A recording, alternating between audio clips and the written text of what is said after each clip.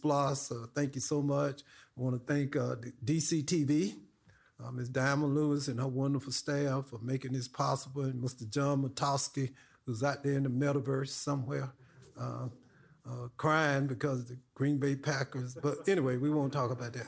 But so thank you all so much. And I just want to, I'm just excited. It's one thing to be there at Inception when we're sitting in the room, Mr. Williams and Zach, trying to figure out how we get a legislation passed, and then to put it on a ballot, and then, and frankly, to have people say, "Oh, it'll never pass in DeKalb. We'll never get the cities and the municipal leaders to support it." And let me tell you the special day, the day when it all made sense to me. We had a media event out there near Bobby Burgess, and all the municipal leaders were there, and we all stood together, and we all endorsed SPLOST. And that's when I knew the moment had arrived for this county. The investments we make will ensure the continued growth and prosperity of our county, not just today, but for generations not yet born. So thank you all so much for being with us. Thank you for the wonderful work that all the people here are doing and out on this audience. Thank you, thank you, thank you. Be safe, and God bless.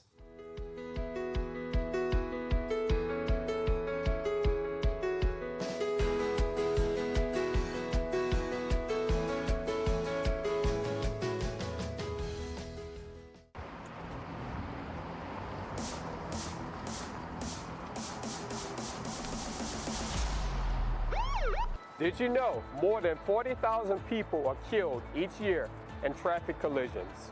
1 out of every 4 car accidents in the United States is caused by texting and driving.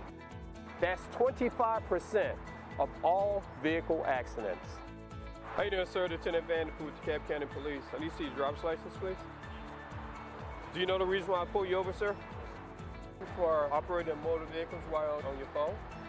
My name is Lieutenant Gregory Van Der Poel with the DeKalb County Police Department Traffic Section. In addition to being extremely unsafe, texting while driving is against the law. Under Georgia law, drivers cannot have a phone in their hand or any part of their body to support their phone. Also, drivers cannot read, write, or send text messages or emails when on the road. A phone is a deadly distraction. Reading a text message while driving distracts a driver for a minimum of 5 seconds each time. This means the chances of a crash occurring while reading a text are extremely high. Here's a copy of the citation for you as well. And here's your driver's license back. All right, have a good evening, sir. Remember, one text or one call can wreck it all. This public safety message is brought to you by the DeKalb County Police Department and DC TV.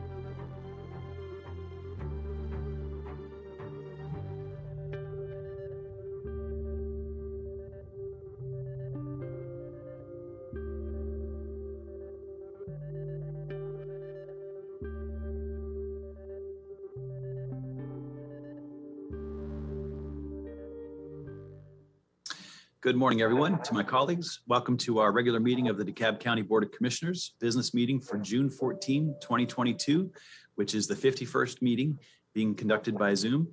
I'm Commissioner Robert Patrick and have the honor of serving as both the presiding officer and the District 1 Commissioner.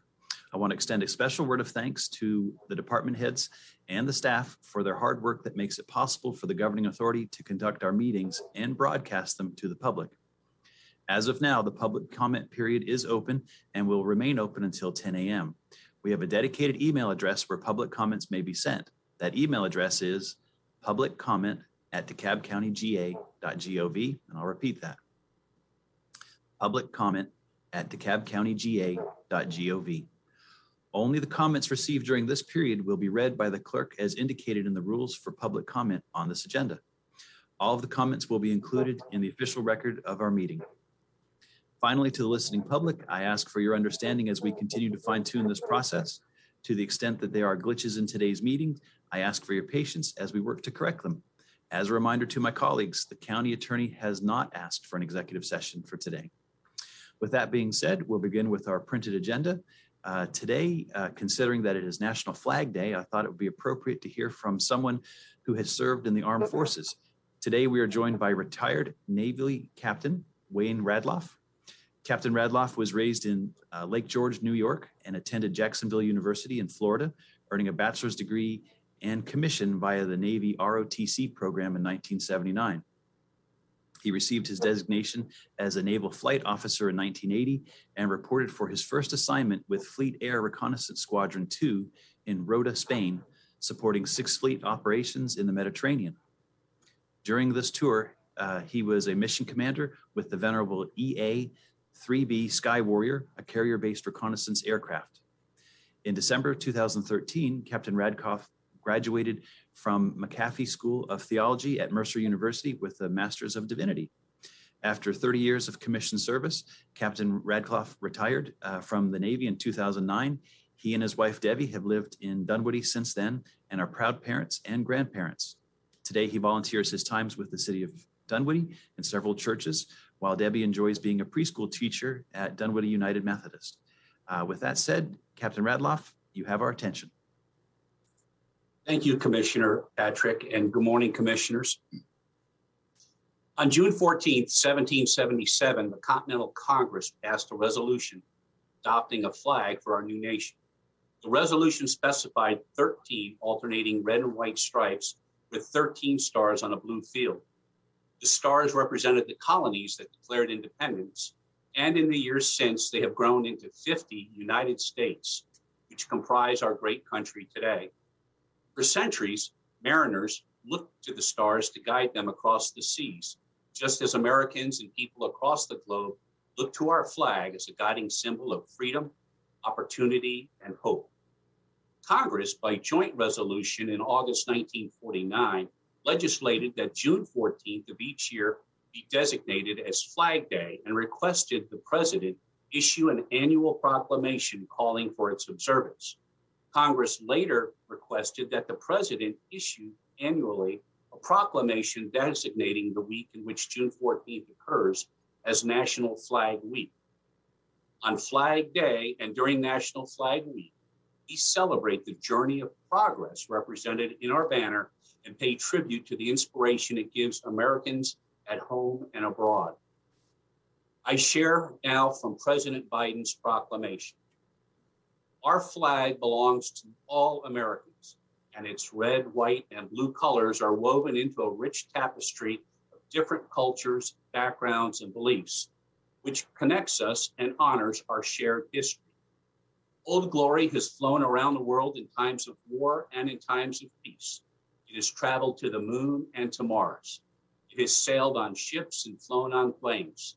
It waves high above the White House, courthouses, post offices, schools, and homes across the nation, and also above our embassies and military bases overseas, an enduring freedom of democracy. Every day, the American flag instills pride, reminding us the ideals upon which our nation was founded, the values for which we stand.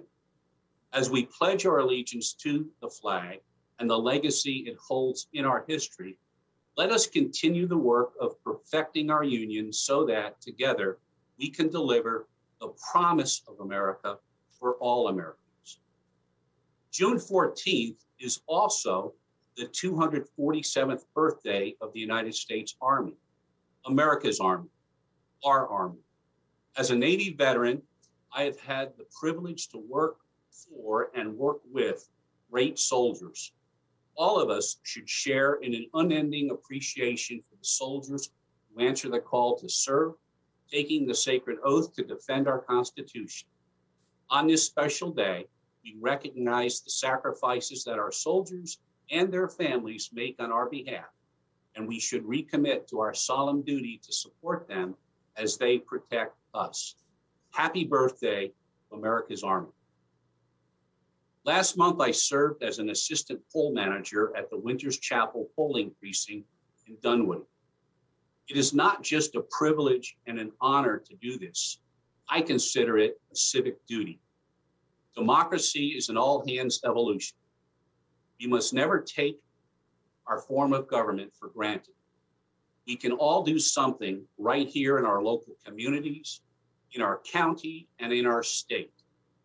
For me, my most lasting memory of May 24th, the day of the primary election, was standing in line with my poll manager and approximately 300 other managers and assistant managers from across Dunwoody County at the VR&E building on Memorial Drive. Our day had begun at 5:30 a.m. at our respective polling places. Once the polls closed at 7 p.m., exact detailed instructions were followed to document, secure, pack up, and drive to Memorial Drive to turn in specific, accountable materials.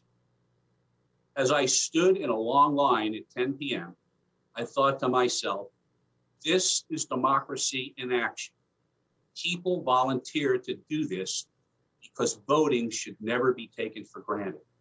Too many have struggled, fought, and even died for the right to vote. I felt extremely proud to be part of the DeKalb County voting process and will continue to serve as a poll worker. Our unity and common purpose as Americans and citizens of DeKalb County, not hindered but strengthened by our differences, is and always has been the source of our limitless potential. Though we have not always fully lived up to our founding promise of equality and justice for all, We have never fully walked away from that promise either. It is up to each of us to heed the call of our Constitution, to do all that we can to form a more perfect union, coming together around the values and ideals that make us one united people. Today, I want to salute you, the DeKalb County Board of Commissioners.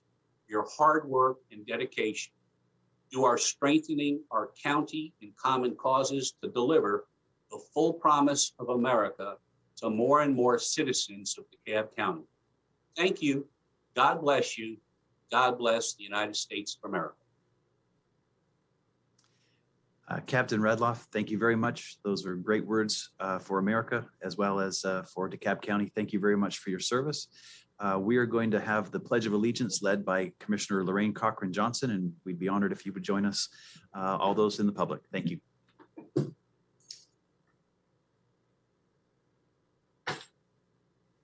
I pledge allegiance to the flag of the United States of America and to the republic for which it stands, one nation, under God, indivisible, with liberty and justice for all.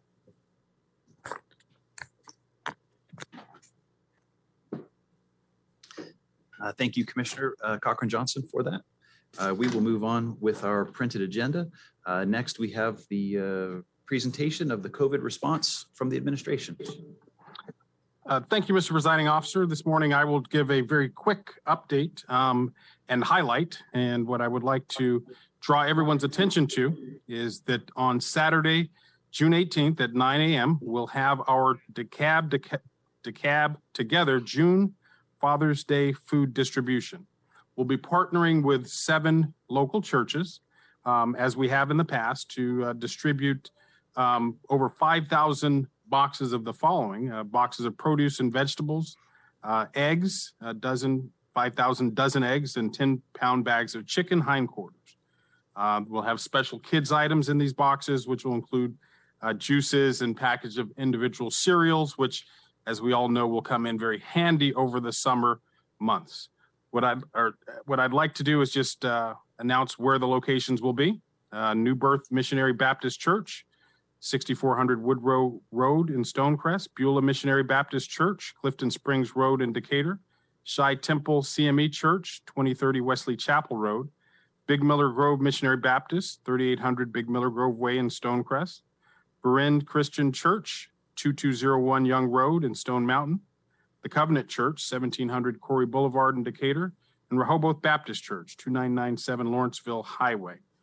So we would like you to assist in promoting this event, and hopefully we can see as many families out there as warranted.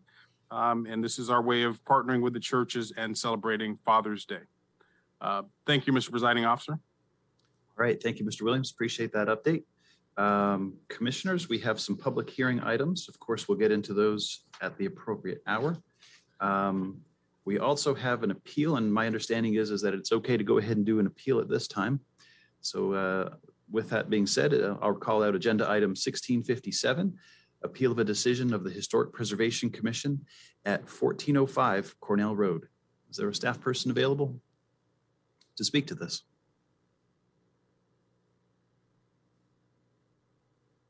I have a motion at the appropriate time. All right, Commissioner Rader. Since I don't see anyone hopping up, oh, here we go. Mr. White. Good morning. Good morning. Yeah, not much to add to it. This was an item that was presented to the Historic Preservation Commission in April for modification of exterior masonry for residential structure in the historic district. And that request was denied by the Historic Preservation Commission based on the Druid Hills design guidelines. Okay. All right, Commissioner Rader. I move to deny the appeal and uphold the decision of the Historic Preservation Commission. Right, is there a second? Second. All right, thank you, Commissioner Terry. Seeing no other comments or hands raised from the commissioners, I'll move to the roll call. Commissioner Rader. Aye. Commissioner Larry Johnson. Yes. Commissioner Bradshaw. Yes. Commissioner Terry. Yes. Commissioner Cochran Johnson. Aye. And chair votes aye. That's 6-0 on the denial. All right. Next, we'll move on to section F, appointments on our agenda. For the Board of Commissioners, we have to begin with agenda item 1111, which is the appointment to the Oversight Committee of the Office of the Independent Internal Audit. And I believe we had deferred it last time for 45 days, and I'm not sure we have, do we have someone to speak to this? Yes, Mr. Presiding Officer, I believe the HR department has completed vetting the one candidate that we have available. She has stated that she's interested. If we can just defer for a couple of that just cross reference with them and with the committee to make sure that everything is okay. Okay. And this will be going before the PEX committee, is that correct? Or is that the FAB committee? I believe it will go before FAB. Before FAB, all right. Commissioner Rader, is there a number of days you'd be comfortable for a deferral? I did, Mr. Obang's transmission broke up. What amount of deferral would you recommend, Dr. Obang? Till the next meeting should be fine, sir. Okay. So I will defer this until our next meeting. All right. And is there a second? Second. All right. Thank you, Commissioner Cochran-Johnson. Seeing no other conversation, we'll go ahead and move into the roll. Commissioner Rader. Aye. Commissioner Larry Johnson. Yes. Commissioner Bradshaw. Yes. Commissioner Terry. Yes. Commissioner Cochran-Johnson. Aye. And chair votes aye. That's 6-0 to defer to the next meeting. All right, moving on. We have under the Chief Executive Office, we have agenda item 1654, appointment to the Fulton DeKalb Hospital Authority, Grady, Patrice L. Bastana Henry, MD. And I believe that was heard before the PEX committee, Mr. Chairman. Yes, I'll take them together. Okay, so I'll read out the next one. Agenda item 1707, appointment to the Fulton DeKalb Hospital Authority, Grady, Bernard Taylor Jr., Esquire. Move for action. Okay. Mr. Presiding Officer, I make a motion that we approve the following appointments, 1654 and 1707, as done in the PEX committee. Right. And is there a second? All right. Thank you, Commissioner Rader. Commissioners, seeing no hands raised for conversation, I'll move into the roll. Commissioner Rader. Aye. Commissioner Johnson. Yes. Commissioner Bradshaw. Yes. Commissioner Terry. Aye. Commissioner Cochran-Johnson. Aye. And chair votes aye. That's 6-0 in the affirmative for those appointments.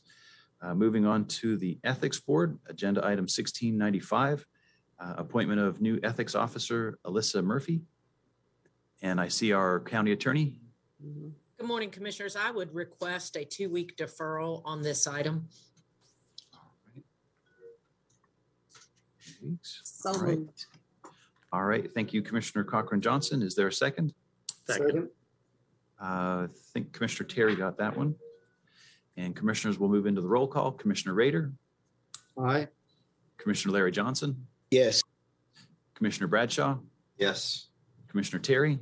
Aye. Commissioner Cochran-Johnson. Aye. And chair votes aye on that in the affirmative, 6-0 for the deferral. Right. Moving on to probate court, agenda item 1666, to approve appointment of J. Caroline Freeman as Associate Judge of the Probate Court of DeKalb County, Georgia, and approve the compensation for said position at an annual salary of $129,377. Yes. That was heard before the fact, or go ahead. Oh, I'm sorry. This item was heard in the Finance Audit and Budget Committee. Ms. Freeman, who is currently on the staff of the probate court, interviewed and satisfied the commission's questions. And this is to reestablish an associate judge position that had formerly been in place before and it is now needing to be reestablished due to the volume of activity in the probate court. It also is a position that was authorized in this year's annual budget. And the recommendation of the committee is to approve, and so I make the motion to approve this nomination. Second. Second. All right. Thank you, commissioners, for the motion and second. I'll move into the roll call. Commissioner Rader. Aye. Commissioner Larry Johnson. Yes. Commissioner Bradshaw. Yes. Commissioner Terry. Aye. Commissioner Cochran Johnson. Aye. And chair votes aye, 6-0 on the affirmative for that as well. Next, moving on to G, consent agenda. We have agenda item 1722, approval of the minutes for June 7, 2022, Committee of the Whole meeting. Move for action. All right, and I apologize. Commissioner Bradshaw will be the deputy presiding officer for today's meeting. Next item is agenda item 1766, District 2 ARP funding for International Community School. Move for action. Agenda item 1740, to allocate $75,000 from the Pleasantdale Proceeds District 5 account to the Arabia Mountain Heritage Alliance for the renovation stabilization of the historic Ragsdale House project. Move for action. We also have agenda item 1727, appropriate District 6 American Rescue Plan, ARP funding of $4,000 to support CPA 2 and 3 of the DeKalb County PAL Plus Unit Career Development Program. Move for action. Right. And then we have for District 7, agenda item 1737 to appropriate $25,000 from the American Rescue Plan grant funds assigned to POETA account. We can all read that account number. Reserved for the District 7 appropriation to the Scottsdale Early Learning Center to mitigate the public health emergency created by the COVID-19 pandemic. Move for action. Agenda item 1738 to appropriate a total of $50,000 from the District 7 Reserve for appropriation to the Black Man Lab. Move for action.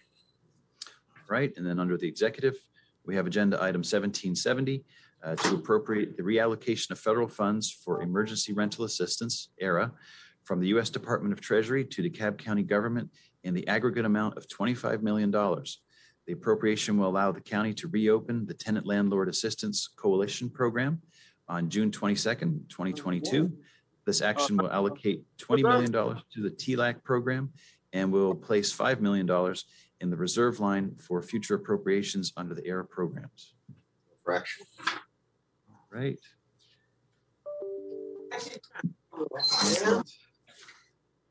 We also have agenda item 1670 to approve the minutes of the special called meeting of May 17, 2022.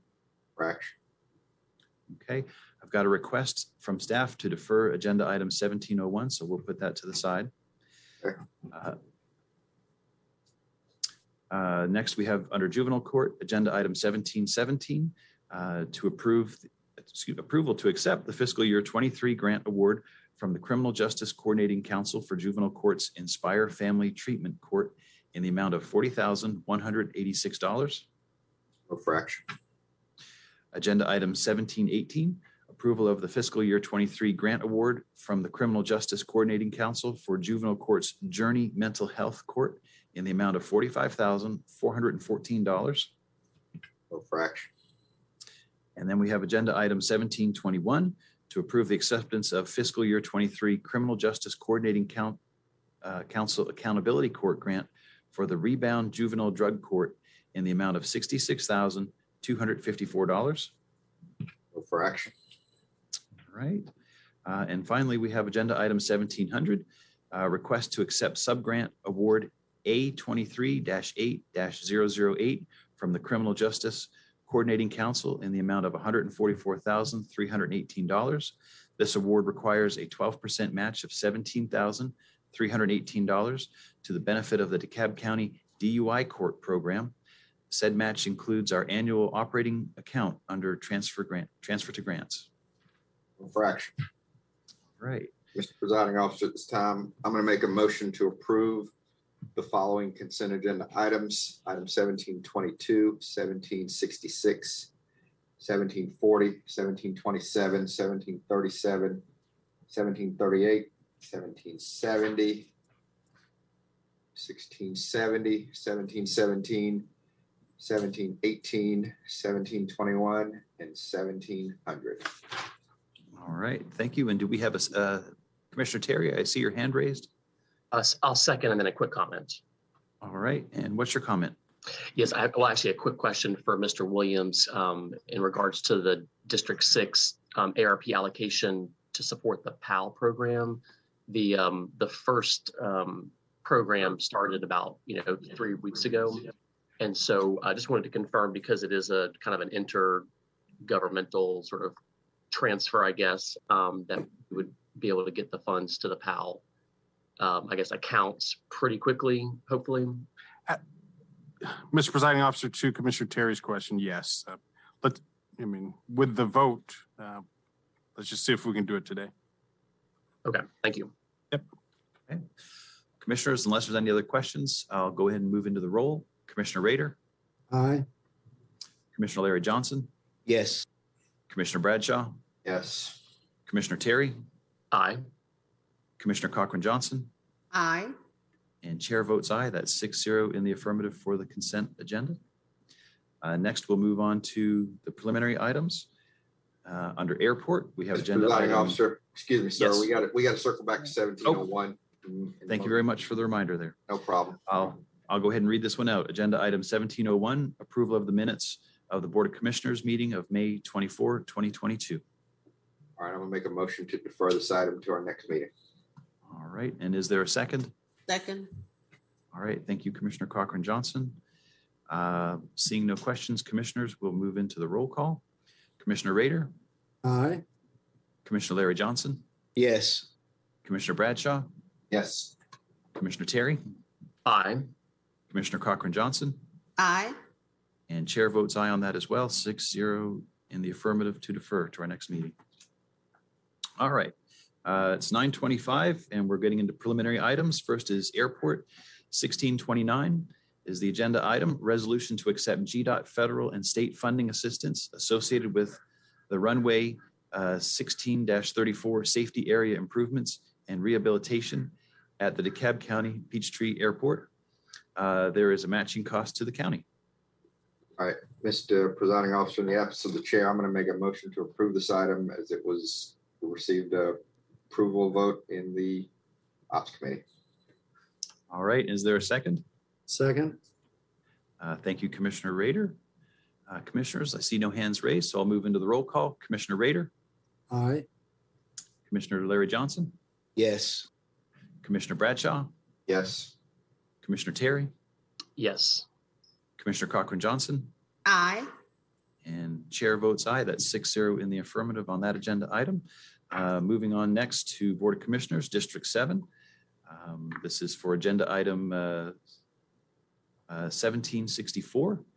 And I'll go ahead and read this out, Commissioner Cochran-Johnson.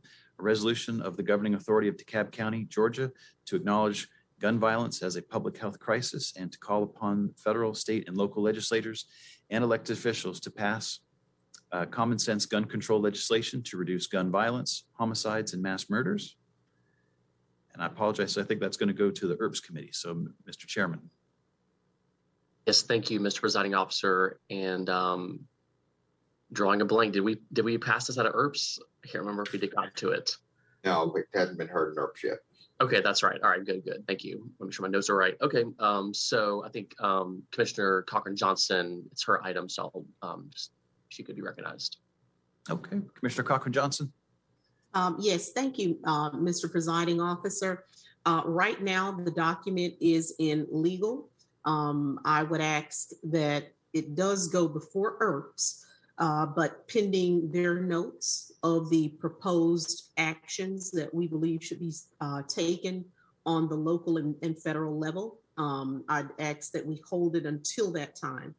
But it does need to go through ERPS. Okay. If that's Commissioner Terry?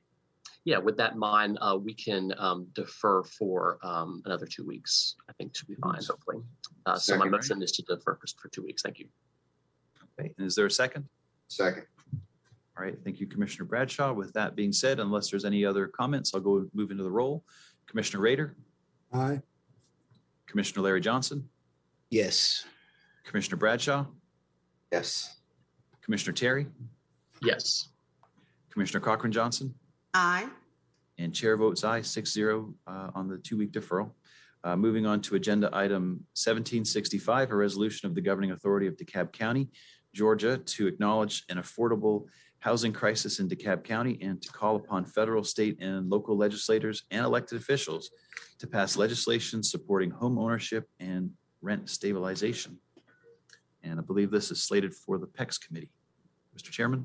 Yes, sir. I had not had a chance to review, and I hadn't talked to the makers, so I want to defer for 30 days and bring it back to the committee. Okay, is there a second? Second. All right, thank you, Commissioner Rader. Commissioner Johnson, when's this going to go on the agenda? You talking with Johnson? Now, Cochran Johnson said it's going. The unmodified Johnson. Okay. It will go. I hadn't looked at. I know our agenda is full today, so we'll go to the agenda on the what's the 28th. Okay, thank you. Mm-hmm. All right, and we have a proper motion and second. Seeing no hands from commissioners, we'll move into the roll call. Commissioner Rader, Aye. Commissioner Larry Johnson, Yes. Commissioner Bradshaw, Yes. Commissioner Terry, Yes. Commissioner Cochran Johnson, Aye. and chair votes aye, 6-0 in the affirmative for the 28th. Great. Moving on to Public Works and Transportation. This item was heard before PWI, and it's agenda item 1659, SPLOST funding for Glenwood Road sidewalk right-of-way acquisition. Madam Chair. Yes, we have heard this item in committee. It is the recommendation that it's approved. Of course, this is ongoing and we're very excited about the sidewalks that we're seeing. So I would ask that the Board of Commissioners approve it, as is the recommendation of Public Works and Infrastructure. All right, is there a second? I'll second with a comment. All right, thank you, Commissioner Larry Johnson. And go ahead with your comment. And I see Commissioner Terry had raised his hand briefly as well. Yes. That was second, sorry. Oh, you can second. I'll take my second back. I'm sorry. I just want. Okay. All right, Commissioner Terry has the second, and Commissioner Johnson, you had a comment? Yes, just want to say thank you to the committee. This is an ongoing project of Glenwood Road. To finally, Splash is helping us, as many know that's in that area, without sidewalks for years, but through federal funds and state and county funds, we're now getting to the end where we can get it paved all the way to Covington Highway. And so appreciate the support in making it more walkable in that community and pedestrian friendly. All right, thank you, Commissioner Larry Johnson. Seeing no other comments, commissioners, I'll move into the roll. Commissioner Rader, Aye. Commissioner Larry Johnson, Yes. Commissioner Bradshaw, Yes. Commissioner Terry, Yes. Commissioner Cochran Johnson, Aye. and chair votes aye on that as well. That's 6-0 in the affirmative. Moving on to our next category, purchasing and contract. The next four are going to be, the next three are going to be before the Ops Committee. Commissioner Bradshaw. Okay, so go ahead and pull 1622, and then we'll take the other two together. Okay. Agenda item 1547, cooperative agreement, 170 horsepower crawler dozer with variable angle pitch and tilt blade for use by Public Works Fleet Management to be used by Public Works Sanitation, consists of piggybacking off the competitively let Sourcewell Cooperative Agreement number 032119-CAT to purchase one 170 horsepower crawler dozer with variable angle pitch and tilt blade in order to grade, control slopes, and cover the work face of the Seminole landfill, awarded to Yancey Brothers Company, amount not to exceed $469,301. Move for action. Right.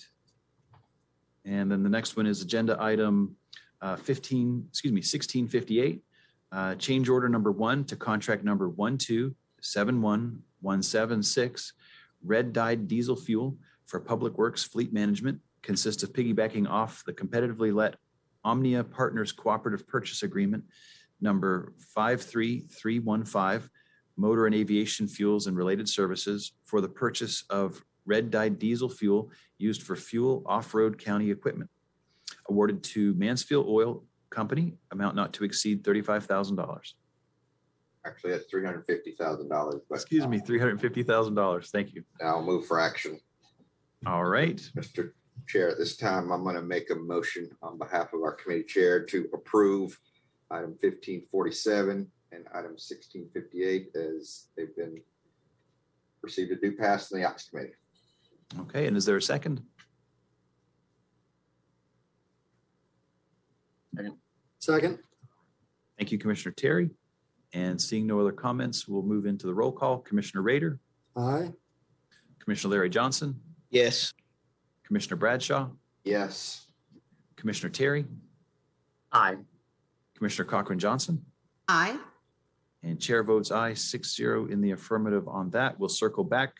Agenda item 1622, low bid invitation 21-101347, parts for vehicles and off-road equipment, including batteries, annual contract with 2 options to renew for Public Works Fleet Management, Police Services, and various other departments in the county. Consists of repair parts for all types of vehicles and equipment. Recommend award to the responsive and responsible bidders, 49 vendors. Please see the list. Total amount not to exceed $5,180,000. Okay, before I make my motion, I've got a question to put to the staff. Has this already gone to audit? And if so, what was the result? It has. Commissioner, it has. And it has. Wait. We got multiple people talking, so who wants to answer? Go on, Mr. Manson. It has gone to audit and it hasn't come back yet. Okay, thank you very much. In light of that explanation, I'm going to make a motion to defer to our next meeting.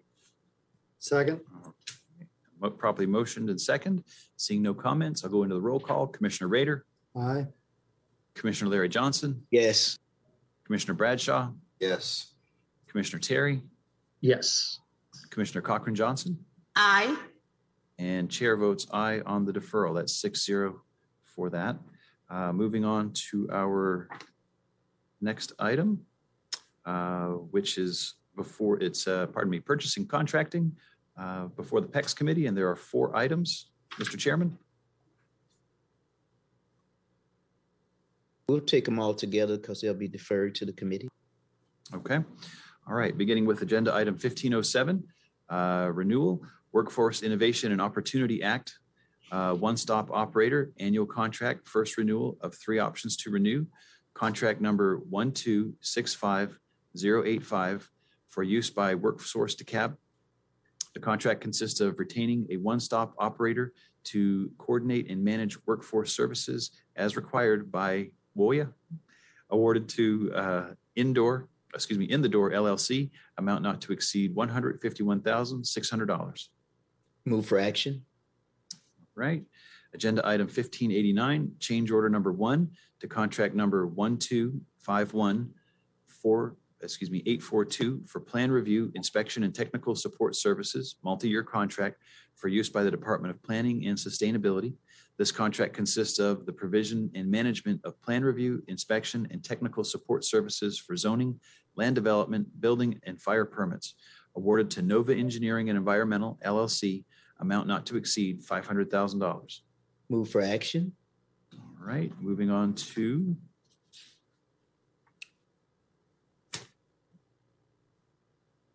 agenda item 1594, renewal, demolition of residential and commercial buildings, annual contract, second renewal of 2 options to renew, contract numbers 1220672 and 1220675 for use by the Department of Recreation, Parks, and Cultural Affairs. These contracts consist of asbestos abatement, demolition of commercial and residential buildings, and debris removal. Awarded to Complete Demolition Services, LLC, and Diversified Environmental Management, Incorporated. Total amount not to exceed $350,000. Move for action. All right, and then agenda item 1625, cooperative agreement, Sourcewell Cooperative Agreement number 010521 LTS-4, playground and water play equipment with related accessories and services for use by the Department of Recreation, Parks, and Cultural Affairs. This contract consists of upgrades and renovations for parks, playgrounds, and recreational areas awarded to Play Power Incorporated, amount not to exceed $887,429.52. Move for action. All right, Mr. Chairman. Mr. Presiding Officer, I make a motion that we defer the following items: 1507, 1589, 1594, and 1625. Okay. Is there a second? Second. All right. Thank you, Commissioner Bradshaw, for that second. And seeing no other comments, commissioners, we're moving to the roll call. Commissioner Rader. Aye. Commissioner Larry Johnson. Yes. Commissioner Bradshaw. Yes. Commissioner Davis Johnson. I'm sorry, Commissioner Terry. Yes. Commissioner Cochran Johnson. Aye. And chair votes aye, 6-0 in the affirmative for those items. Next, we have, I think, the next 16 items before the Public Works and Infrastructure Committee, and it's 9:40 just about. Madam Chair. Give me one moment. I Okay. want to make this as easy as possible with so many items.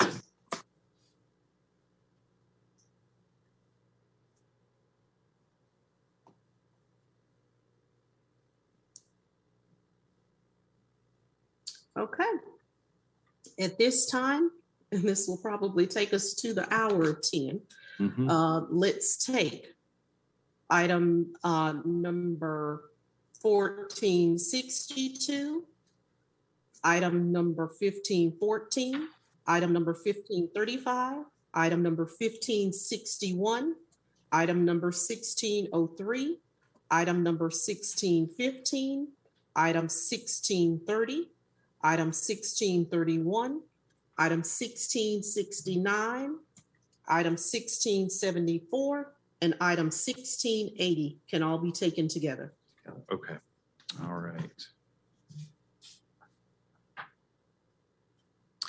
All right. We'll begin with agenda item 1462, low bid invitation number 21-101422, ozone generation support, 3-year multi-year contract for use by the Department of Watershed Management. Consists of providing professional maintenance, repair, and replacement services for Scott Candler Water Treatment Plant ozone generation systems. Recommend award to the lowest responsive and responsible bidder. Telkline Research and Development, LLC, amount not to exceed $379,200. Move for action. Right. Next, we have agenda item 1514, renewal, fire hydrant and replacements, repair parts and service annual contract, second renewal of 2 options to renew, contract number 1217791 for use by the Department of Watershed Management and Airport, PDK. This contract consists of providing repair and replacement services of fire hydrants and hydrant parts awarded to Georgia Hydrant Services, Incorporated, amount not to exceed $1,300,000. Move for action. Agenda item 1535, renewal, disaster recovery and sewage cleaning services, annual contract, first renewal of 2 options to renew, contract numbers 1252346, 1252356 for use by the Department of Watershed Management and Facilities Management. These contracts consist of providing disaster recovery, cleaning services of water and sewage, and supplemental services for repair to systems affected by spills from heating, ventilation, air conditioning, and plumbing. Awarded to Bell Restoration Incorporated, doing business as Surf Pro of Stone Mountain, Clarkston, and Bell4 USA Group, amount not to exceed $800,000. Move for action. Agenda item 1561, renewal, drive shaft maintenance, annual contract, first renewal of 2 options to renew, contract number 1252208 for use by the Department of Watershed Management, consists of providing maintenance and repair of the Snapfinger Creek Facility pump drafts, LCC1, LCC2, and LCC3, which are maintained by consent decree, awarded to Cole Technology Incorporated, amount not to exceed $65,000. Move for action. All right. Agenda item 1603, Ratification of PO numbers 1278917 and 1289196 for security to the water treatment plants and facilities, emergency, for use by the Department of Watershed Management, consists of providing adequate security to Department of Watershed Management plans and facilities. Recommend approval to ratify the emergency purchase from Force Incorporated, amount not to exceed $287,100. Move for action. Right. Moving on to agenda item 1615, change order number 5 to contract numbers 1156154 for DeKalb County Sidewalk Program Phase 2C, Salem Road, Henderson Road, and Flat Shoals Road, PI 0007618 and PI number 0008268, 548 days for use by Public Works Transportation. This contract consists of construction of sidewalks along Salem, Henderson, and Flat Shoals Roads, awarded to Precision 2000 Incorporated, amount not to exceed $310,462.95. Move for action.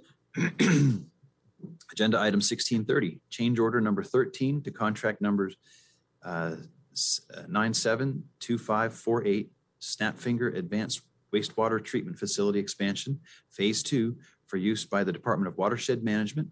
This contract consists of the Phase 2 expansion of the Snapfinger Advanced Wastewater Treatment Facility, inclusive of site preparation, modification of existing structures, and the construction of new structures. This request is to increase the contract term through November 30, 2023, awarded to Archer Western Construction LLC, contract term extension only. Move for action.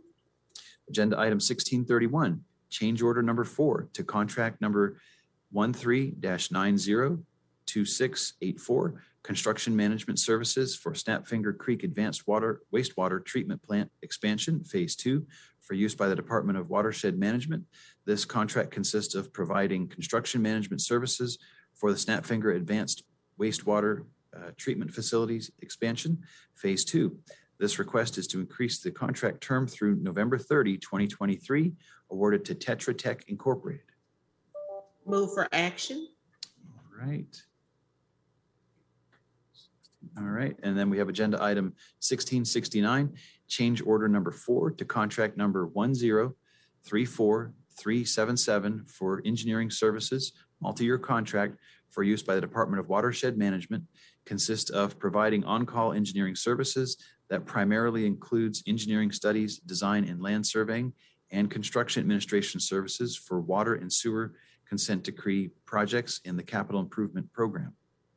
This request is to add this request is to add the Department of Public Works Sanitation to the contract and increase the contract scope of work and funding.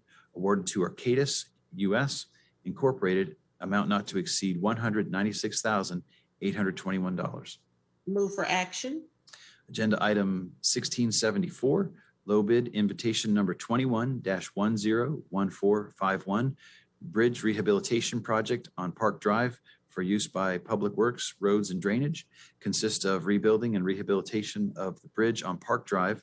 Recommend award to the lowest responsive and responsible bidder, E&D Contracting Services Incorporated, amount not to exceed $207,600.25. Move for action. And then agenda item 1680, RA, ratification of emergency non-CDL truck rental for use by Public Works Sanitation, consists of the rental of non-CDL trucks to assist with the recycling routes, awarded to RDK Assets Incorporated, doing business as RDK Truck Sales, amount not to exceed $505,200. Move for action. Madam Chair. Yes, Mr. Presiding Officer, I'd just like to say to my fellow committee members, including yourself and Mr. Terry, we have had quite a few Herculean tasks on the agenda as of recent. I know you've read through the items, but this is all encompassing. We have everything here for approval, and all of these items have been heard in committee, from ongoing capital improvements to We now are increasing monies for sanitary sewer overflow and spills, for cleanup, sidewalks along Salem Road, Henderson Road, Flat Shoals Road, extension of terms in some cases so that work that has been undertaken can be complete, construction management services here, design and build services. We have a bridge that's being rehabilitated, as well as very excited about the last item that you all heard.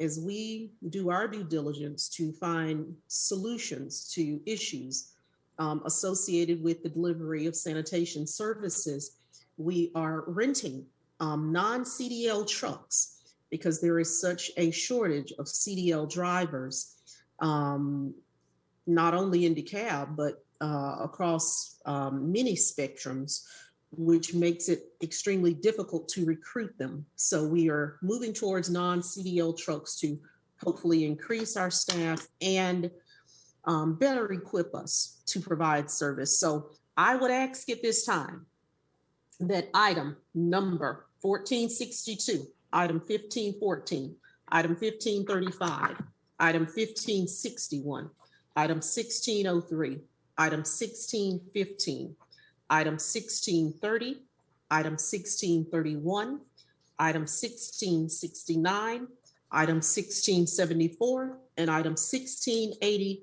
is approved as each item has been recommended in Public Works and Infrastructure by committee. All right, thank you, Madam Chair. Is there a second? Second. All right, thank you, Commissioner Terry. Seeing no hands raised for comments, we'll move into the roll call. Commissioner Rader? Aye. Commissioner Larry Johnson? Yes. Commissioner Bradshaw? Yes. Commissioner Terry? Yes. Commissioner Cochran Johnson? Aye.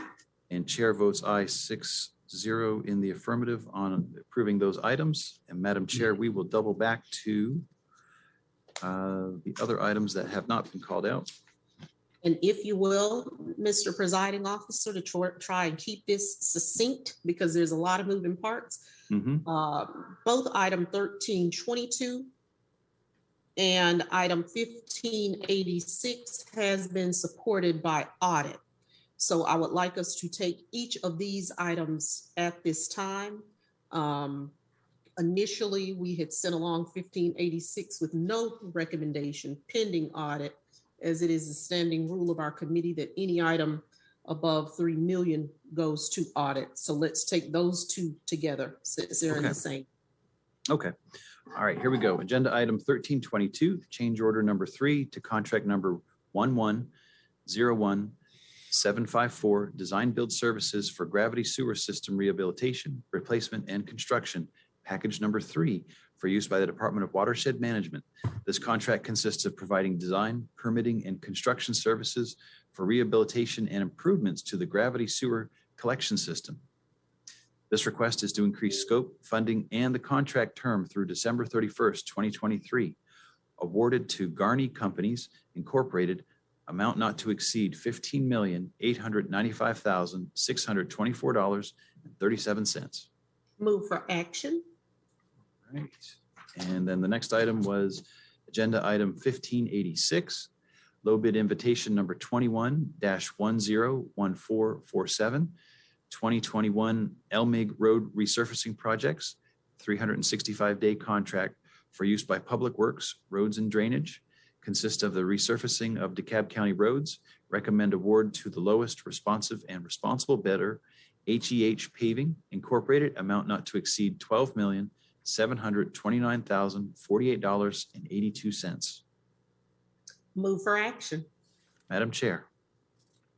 Yes, these are two huge items for the people. Of course, 1322, you've gone over for ongoing CIP, rehabilitation, replacement, and construction packages, and item 1586 for road resurfacing. I would ask, as both of these items have been heard in committee, both items have been gone through audit, and both are supported. I would ask for approval at this time. All right, Madam Chair, is there a second? Second. All right, Commissioner Terry, thank you very much. Seeing no hands raised on these items, I'll move into the roll call. Commissioner Rader? Aye. Commissioner Larry Johnson? Yes. Commissioner Bradshaw? Yes. Commissioner Terry?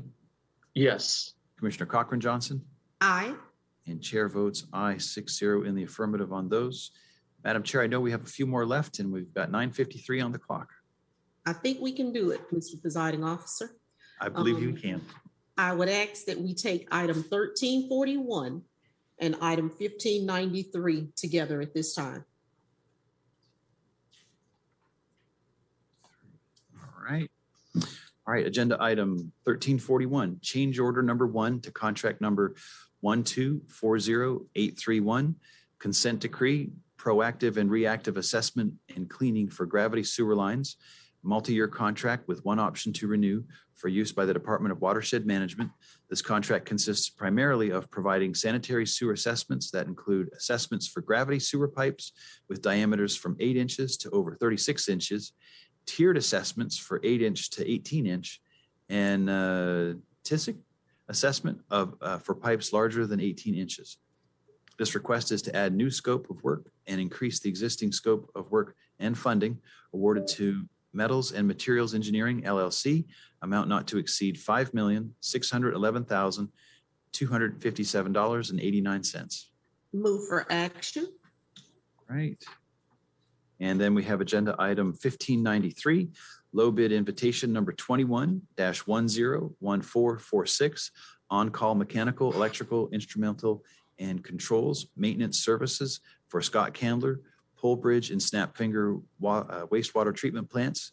3-year multi-year contract for use by the Department of Watershed Management consists of providing mechanical, instrumental, and controls maintenance services to the county.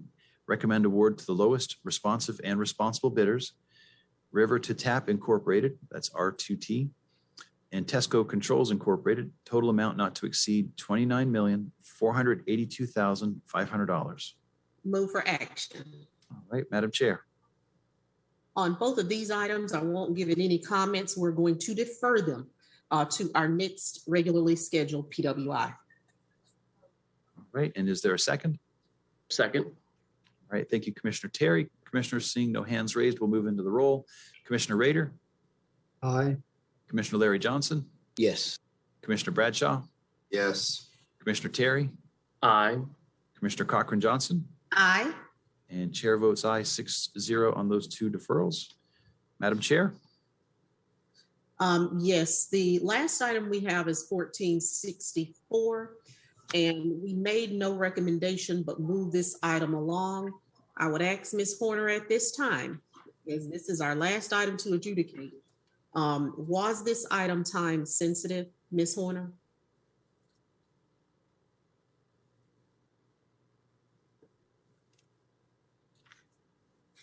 Item 1464, and I can refer to my own notes. Sure. Commissioner Cochran check Johnson, with Hayes. the item is time sensitive, but we are currently using emergency purchases to keep the department supplied in the chemicals, as we really don't have an option, so it can be deferred. Okay. Thank you so much, because that would be my recommendation at this time, as the item has not come out of audit according to my chart. I would ask that we defer 1464 to the next regularly scheduled PWI next week. All right, and is there a second? Second. All right, thank you, Commissioner Terry. Seeing no hands raised for additional comment, I'll move into the roll. Commissioner Rader, Aye. Commissioner Larry Johnson, Yes. Commissioner Bradshaw, Yes. Commissioner Terry, Yes. Commissioner Cochran Johnson, Aye. and chair votes aye 6-0 in the affirmative for that deferral. We have a few moments left. Commissioner Rader, I believe the next item is yours in the FAB committee. Agenda item 1683, DeKalb County SPLOST funding for DeKalb County Courthouse security updates, $572,549. I will move to defer this to the next meeting, and we will hear it today in committee. All right, that's proper motion. Is there a second? Second. All right, thank you, Commissioner Cochran Johnson. And seeing no hands raised, we'll go ahead and move into the roll call. Commissioner Rader, Aye. Commissioner Larry Johnson, Yes. Commissioner Bradshaw, Yes. Commissioner Davis Johnson, pardon me, Commissioner Terry, Yes. Commissioner Cochran Johnson, Aye. And chair votes aye 6-0 on that as well. All right. We have a moment before we move into the 10 o'clock hour. Mr. Williams, do you have a walk-on? Yes, Mr. Presiding Officer, I do. Thank you very much. I have one too. Understood, Commissioner. And the walk-on was distributed via email yesterday. So if I could get a motion to add, I will describe it. It's a. So moved. Thank you, Commissioner Johnson. So this is there a second. It's second. Yep. Thank you, Commissioner Cochran Johnson. Yes, we would roll call. That's Commissioner Rader. So it would be appropriate to allow him to give the caption of the item so that we know what we're voting on. Thank you much, Commissioner Rader. Mr. Williams. Thank you. And so members of the board, what you would be adding is an acceptance of funds, or an item that would allow for the accepting of funds from the Georgia Department of Community Affairs in the amount of $953,517 to be used for the provision of temporary emergency shelter and targeted prevention for homeless and at-risk households.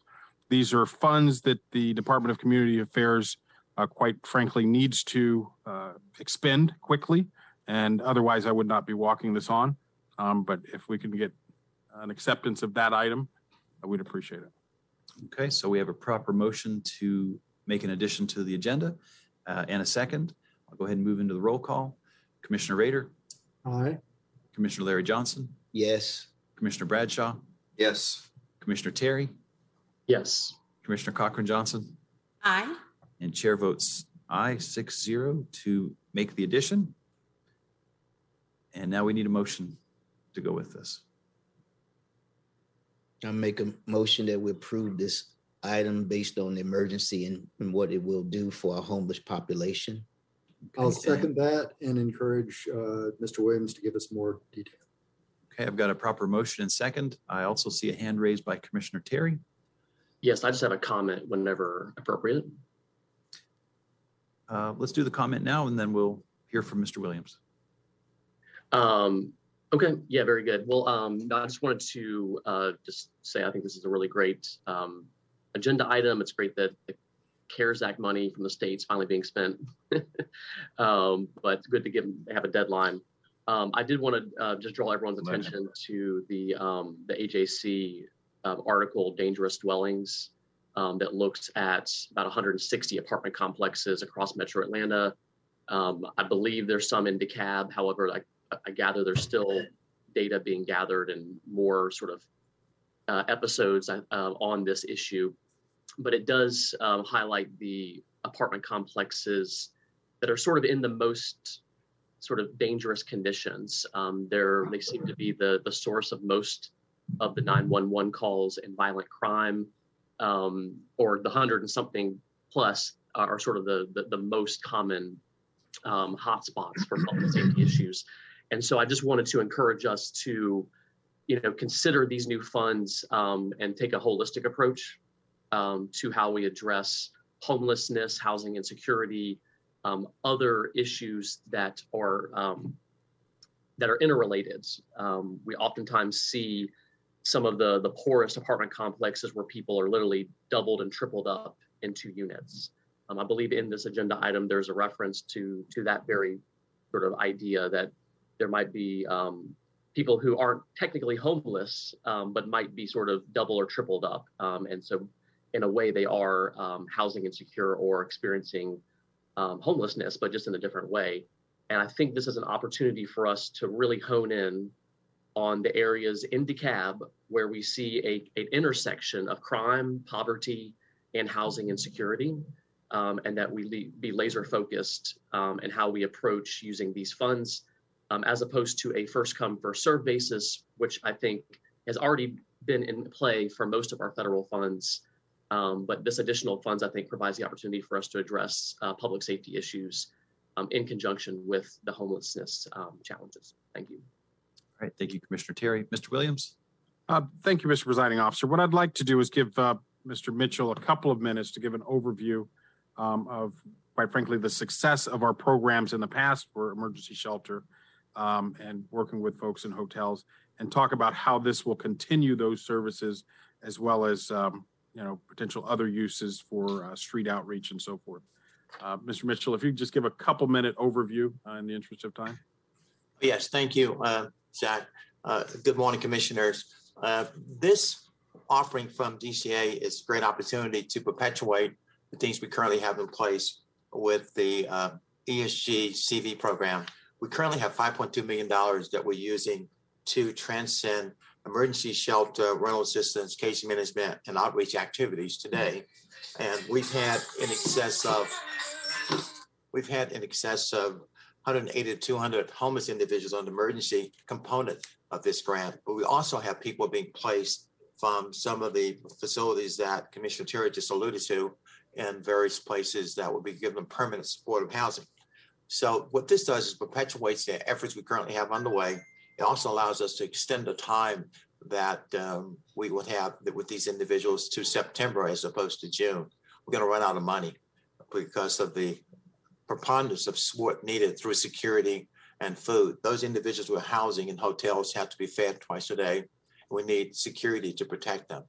So this perpetuates our efforts to help homeless individuals that are impacted by the pandemic.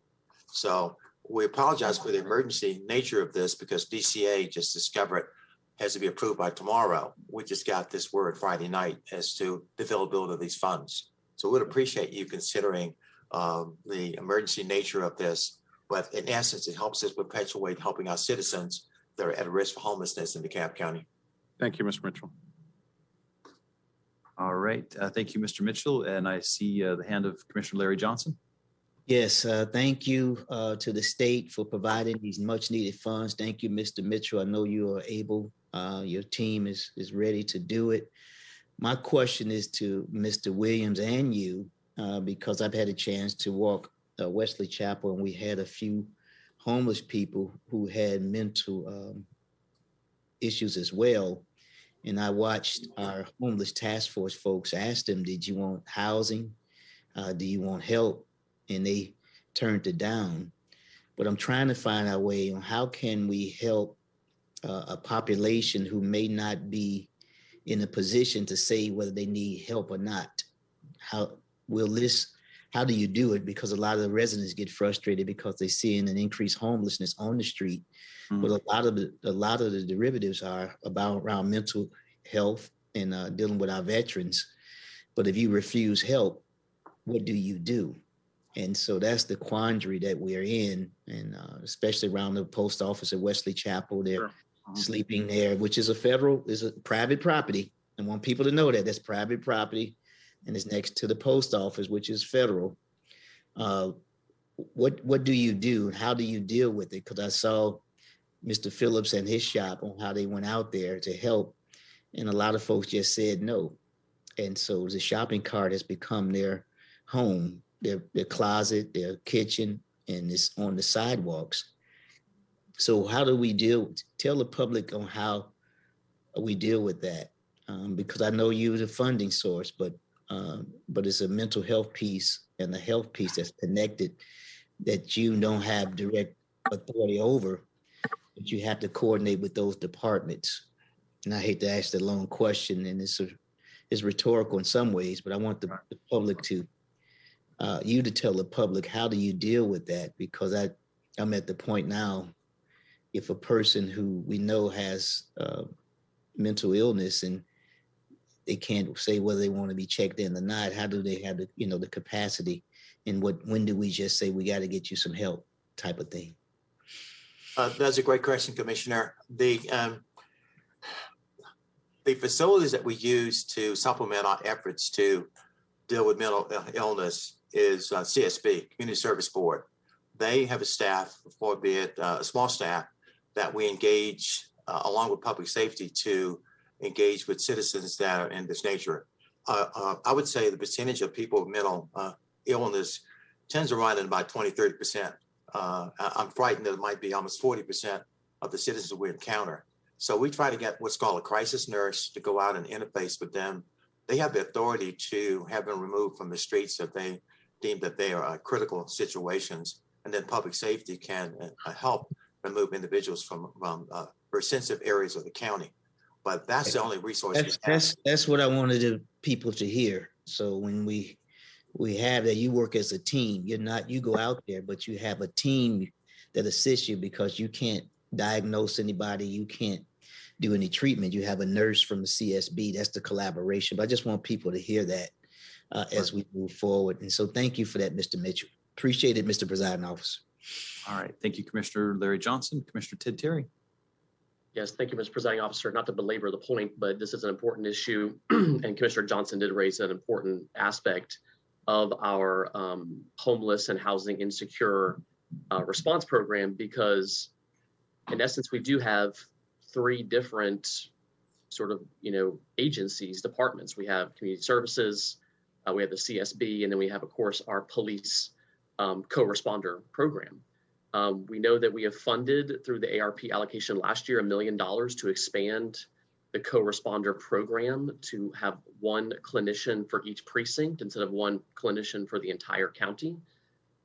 If we did that, that would go a long ways in allowing us to have a clinician which has the ability to involuntarily commit someone to get help.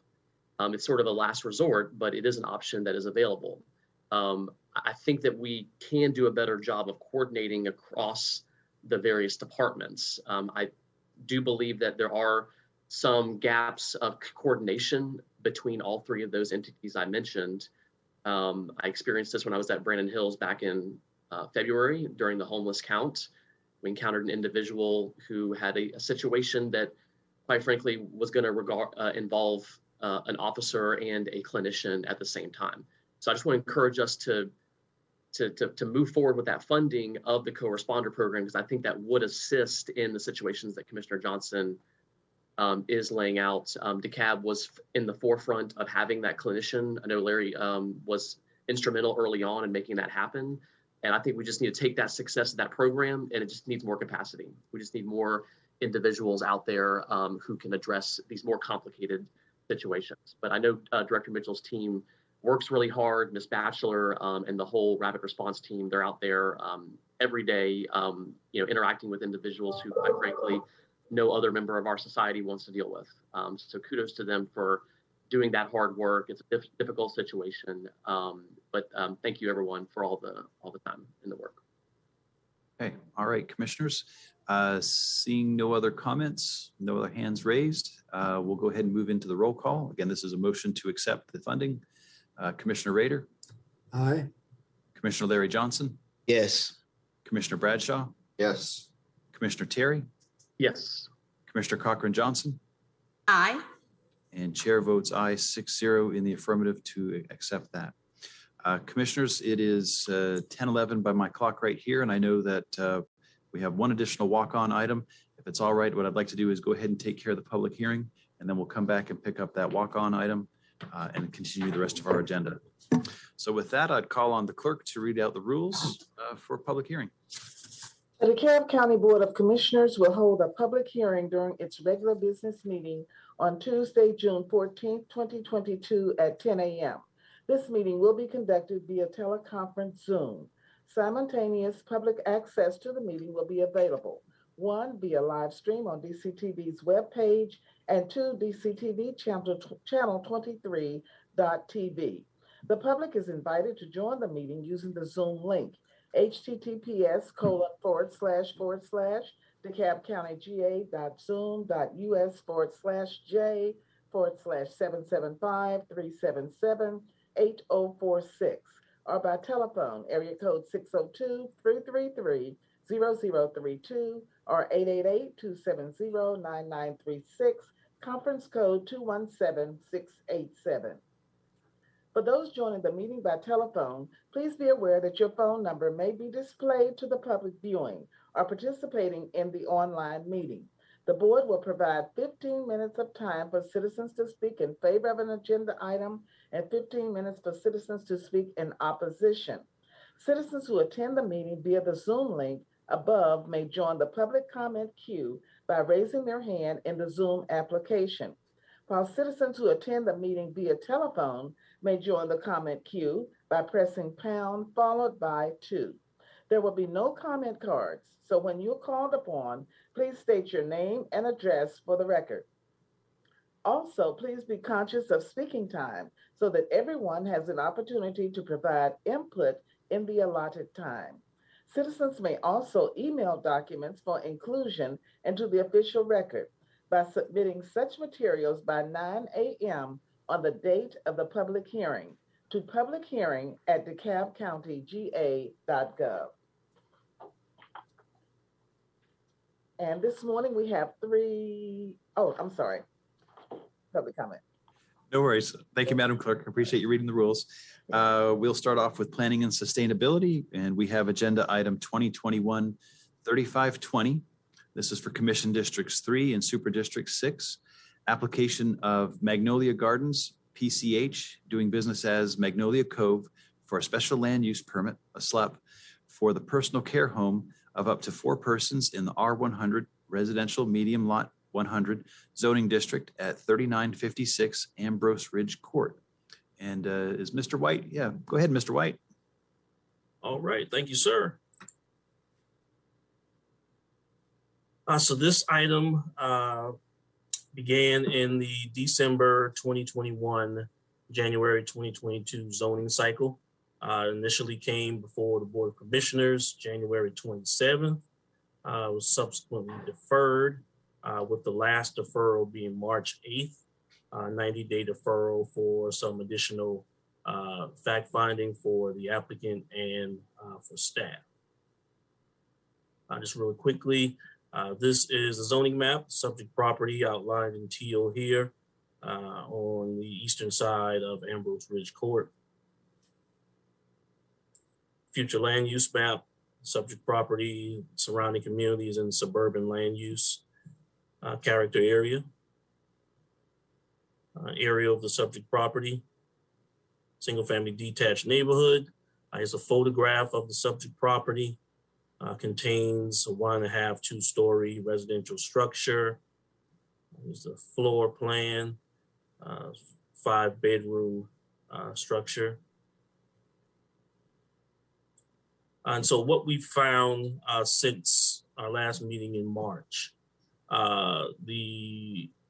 currently the Magnolia Gardens personal care home has been in operation since 2010, formally designated by the state as a community living arrangement for up to 4 people.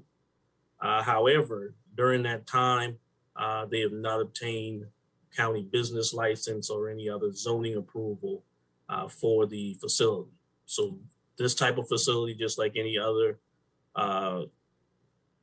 non-single family residential structure, is required to obtain a business license. As part of that process, there's a zoning verification aspect to that approval.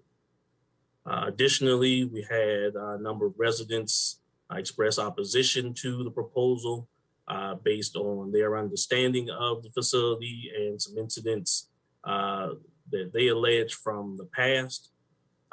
So we looked into some of those issues regarding the non-compliance with the pre-submittal requirements.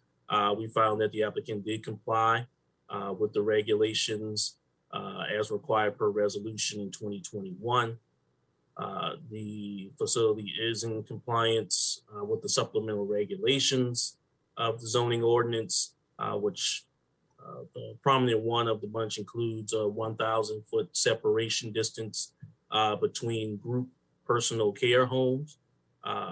We were made aware that there is another community living arrangement facility 1 street over. That facility as well does not comply with the regulations, has not been approved or permitted or licensed as a facility. And so therefore that 1,000-foot distance separation would not be applicable in this particular instance.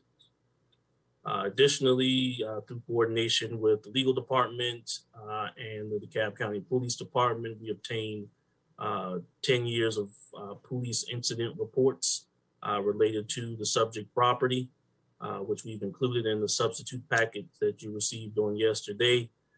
Just in summary, 8 counts of theft by taking, in which an employee of the facility was the reported suspect in those incidents. We had one report of a mental health incident with one of the residents, another incident, mental health incident that also included simple assault count. And then lastly, in 2020, one crime against property incident related to resident and employee of the facility in which adjacent property owner's car was damaged. And so based on our findings over the past 3 months and in our evaluation of the special land use permit criteria, we find that, that the incident reports and the lack of authorized permitting and licensing to be concerning. We find that to be contrary to, particularly to subsection I, which relates to adverse impacts on the community. And so therefore, staff recommends disapproval of the request. Okay. Mr. White, were there any substitutes on this as well, or is that? Yes, sir. Yes, you all received a substitute package on yesterday for this item. Okay, perfect. Thank you very much. All right, is the applicant here? One moment, I do see a hand raised, or I did see a hand raised. If you are the applicant, please use the raise hand feature. Ms. Britton, okay, one moment, please. I'll ask you to unmute. If you would like to start your video, you may, and please state your name and address for the record. Hello, my name is Tiffany Pruitt Britton. I am the administrator for Magnolia Gardens PCH Inc. This, of course, is in regarding the location at 3956 Ambrose Ridge Court. Our office location is 778 Rays Road, Suite 108 in Stone Mountain, Georgia, 30083. Would you like for me to? If you have any comments, this is the time. And I also have presented a PowerPoint presentation as well. But before we get to that, because I'm not sure if I can share my screen, or I did send it over to Brandon and Rachel yesterday, but I definitely want to say good morning to all of you commissioners. Thank you definitely for your time. And as you know, we're a personal care home for individuals with elevated behavioral and medical needs. Hospitals for these individuals have definitely been shut down. I actually caught a little bit of what you all were talking about before. These individuals have been placed in residential homes. The individuals in this home have been living in this location for up to 12 years. Most of them have no family that cares for them, and we provide that 24-hour care for these individuals so that they do not end up on the street, become taken advantage of, or end up in physical danger. We are CARF accredited and have been accredited for 12 years. We are licensed through the state of Georgia, and we are monitored by several agencies, including the Georgia Department of Behavioral Health and Developmental Disabilities. I'm not sure who is operating the PowerPoint, but I guess when I say please go to the next slide, we can go on to the next slide. I feel like there is some more information that I wanted to do, but we can go ahead and get into it. So really quickly, getting into the history of all of this. We've been in business since 2002, but just at this location since 2010. We have a business license for the original home, and there is a business license for our office location.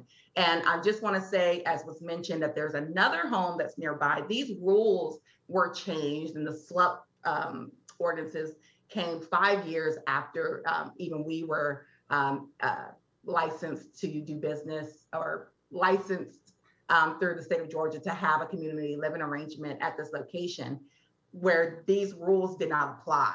So yes, we are now not in compliance, but I do want to stress that when these back in the day, this was not a requirement. We've served these individuals for 12 years. We've hired several individuals in the last 12 years. A business license was obtained, and we were told that we did not need another license. This was back in 2010. And we were told to file for a DBA with the new location, and that would suffice. So this is not something that is deliberate. This is not us trying to skirt around responsibilities. If anything, we're the ones who applied for this to make sure that we were in compliance. And it was, as I want to stress, 5 years later that the SLUP ordinances were introduced without our knowledge that we needed to do anything different than we were told to do back in 2010. Can we go to the next slide, please? So these are some incidents, of course, that were reported at Magnolia Gardens, but I would like the opportunity to dig deeper into it. Can you go to the next slide, please? One of these incidents was from one individual. And as you saw, they were all on the same date. So I think that this list that was presented to the commissioners needs to be adjusted. Can you go to the next slide, please? So this is an adjusted slide. And what is going on here is there were some, yes, there were theft by taking, there were mental health incidents, a deceased person, which I am shocked that that is on here. Somebody did pass away. He was with us from the beginning and he was in his 70s. So I think it's unfortunate that it's on this list. And I will talk about this quote unquote crime against property later. But can we go on to the next slide?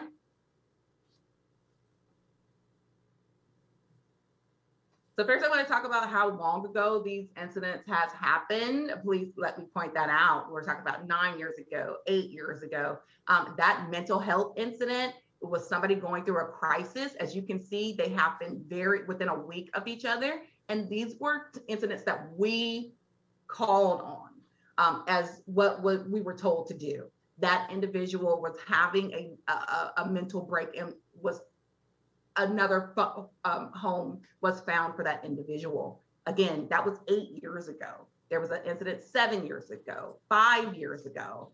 Someone passed away 3 years ago that was in his 70s. And then there was another theft that we reported 3 years ago. And also this incident that happened 2 years ago. But what I want to say is, can you go to the next slide, please? There have been no incidents of theft in 3 years. And then fender bender with this, from my reports, this incident that happened in December was when a friend of an employee dropped him off and backed into someone's mailbox. But I'm going to talk about that as well. But do know that we're required to report any incident of anything being missing as theft, so that those employees cannot be employed in a similar home. Can you go to the next slide, please? Next slide. So again, this is us looking at it, but I want to highlight the fact that these were all former employees. Can you click to the next slide, please? So we're talking about 4 incidents with a former employee, which we had to report as theft. All staff had background checks completed by the state of Georgia with no records of theft. We are not allowed to hire any person who has theft on their record.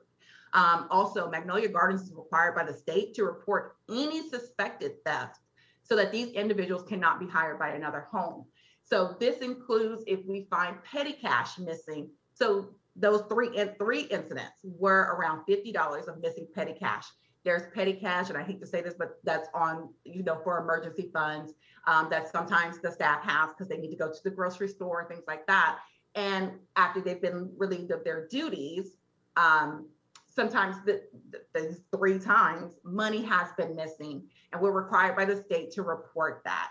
So to just look at it in black and white to say that there's been theft by taking, this is us trying to ensure the safety of future individuals by not skirting it under the rug, by reporting it. There was one incident of a disgruntled employee who took electronic items out of the staff room, but not from the client. And I do want to also stress that no charges were ever filed and all money and items were replaced. Can we go to the next slide, please? So I am a status. Miss Britton Pruitt, I just want to give you a heads up. We're at about 7 minutes, 30 seconds into your time, okay? And now I have 15? You do, but just letting you know, we're at the halfway mark.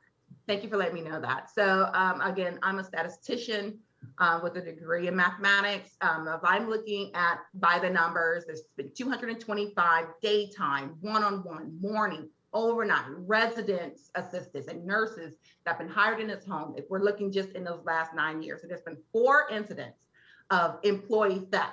That means only 1.7% of hired individuals that have been suspected of theft, but only 98.2, and the numbers will be off due to rounding, but 98.2% of our staff have never stolen. And I just think you can look at it on one side, but you also have to look at it on the other side. Can you go to the next slide, please? From what my resident manager, who was unable to be here, there is someone who needed to go to the doctor, and she did have to take him to the doctor's office. But we discussed this 2020 car incident that from our records, a friend dropping off a former employee hit the mailbox of the resident across the street while backing out. The employee was not driving, the employee, but did go and speak to the resident who fixed his own mailbox. It was not criminal in nature, and it has no bearing on how residents inside the home are cared for. Besides that, we have no record or recognition of any other incident that's happened with a vehicle having to do with our home. Go ahead, please, to the next slide.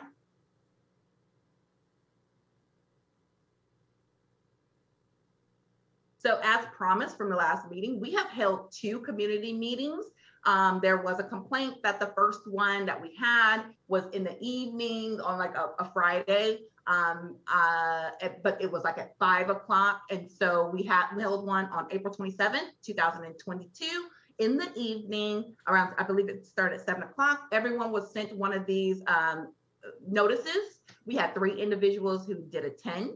We also had another one to try to accommodate everyone's schedule. Again, this was a mass mailing that was sent out. We held another meeting June 4th, which was on the weekend at 11 a.m., but there were no individuals in attendance at that meeting. And again, these were the 2 community meetings that we promised at the last meeting. Please go ahead to the next slide.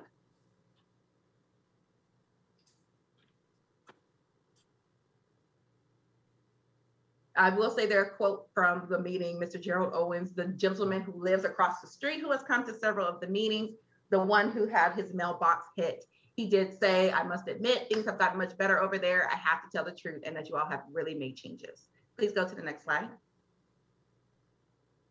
Again, this was already discussed. There's another home that came later, years later after Magnolia Gardens. That home also does not have a SLUP on file. Again, this was something that was not a requirement when we all started these businesses. So again, this is not malice, and it's not something that we're avoiding.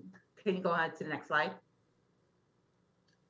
We are asking for an 18-month conditional permit. Can you please press the next slide? And the next slide as well. We would like to, I'm sorry, you go back, address any community concerns with these ongoing meetings, and we would like the opportunity to readdress a permit in 18 months. Please go ahead to the next slide. I do want to stress that this is about displacement. Due to the nature of this business and the residents that it serves, individuals with behavioral issues will end up not being served. There are 5 bedrooms, which is opportune for these roommates who have been living together for many years to stay together as they have no other family. And steps have been made and will be continued to be made to ensure harmony with the community. Please go to the next slide. And I just want to say thank you all. Again, I'm the administrator. Ms. Cargill is on the line. She is the owner, and Hillary DeGraffenreid is our manager, and that's our time. Thank you so much.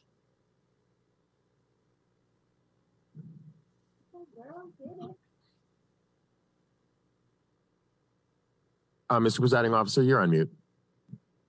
I sound better when I'm on mute sometimes. All right, Mr. Metowski, if you would open the floor to anyone wishing to speak in support of this application. Thank you, Mr. Presiding Officer. If you'd like to speak in support of this application, please identify by using the raise hand feature or #2 if you are on a phone. And our first request is from Stephen Binney. I will ask him to unmute. If he would like to start his video, he may. And please state your name and address for the record.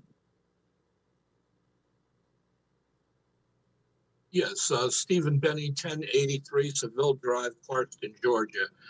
I don't live in the area, but considering the condition of Georgia's mental health care program, I admire people and companies that are trying to do this in a private area.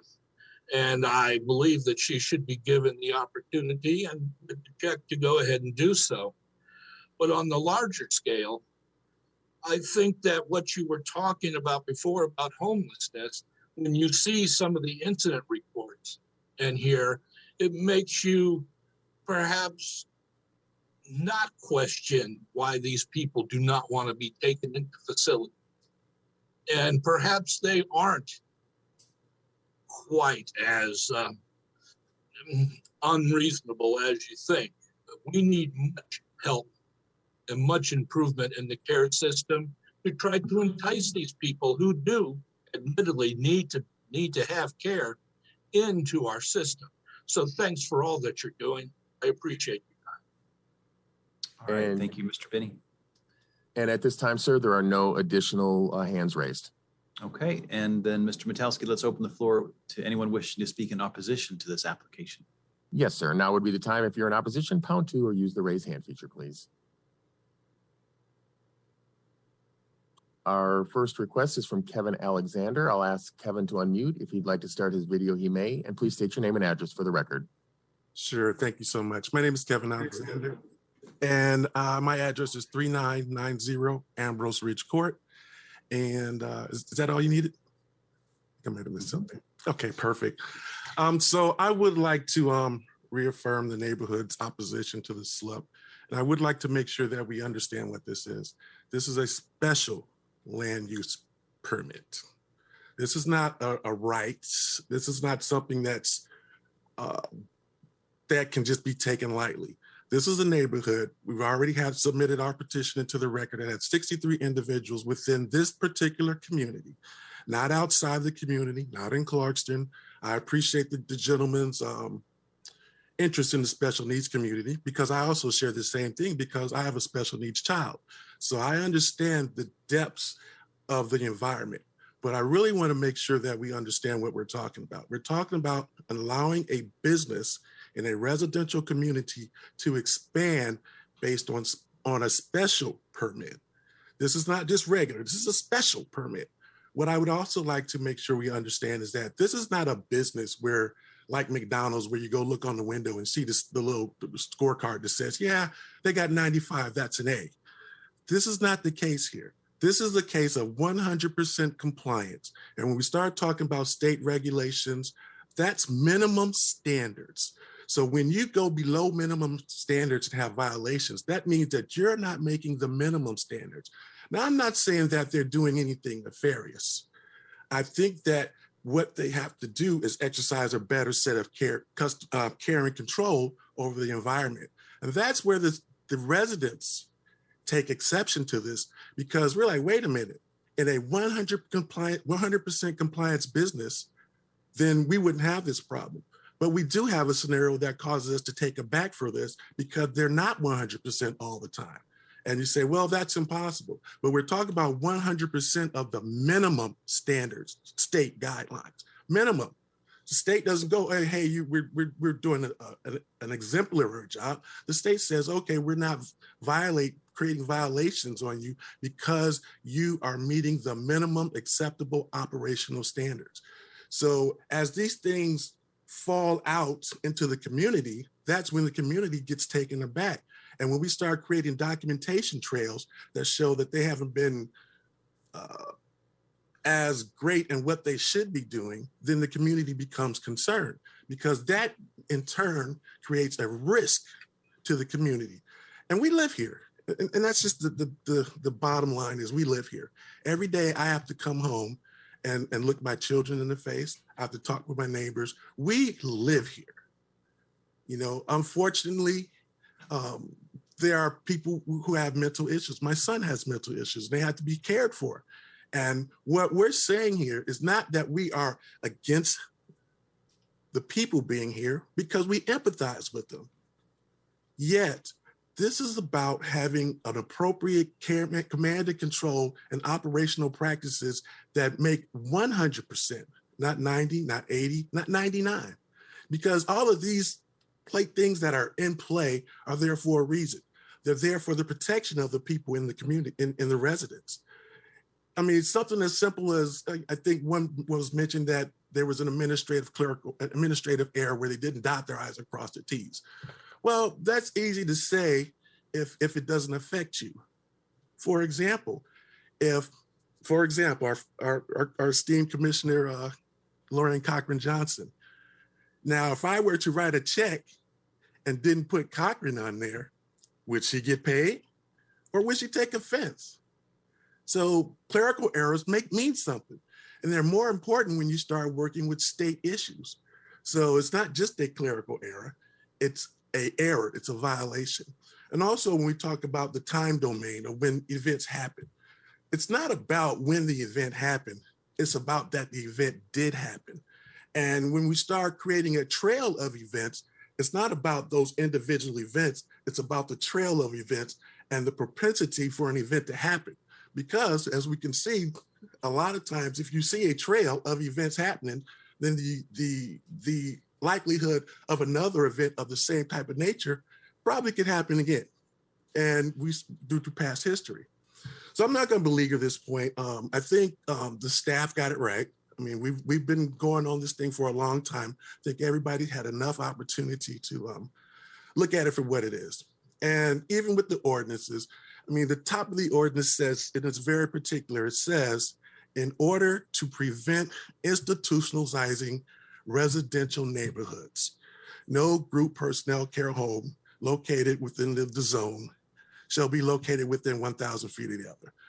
And it's very important of that opening statement of the ordinance, in order to prevent institutionalizing residential neighborhoods. And that's where we're at right now. This is where we live.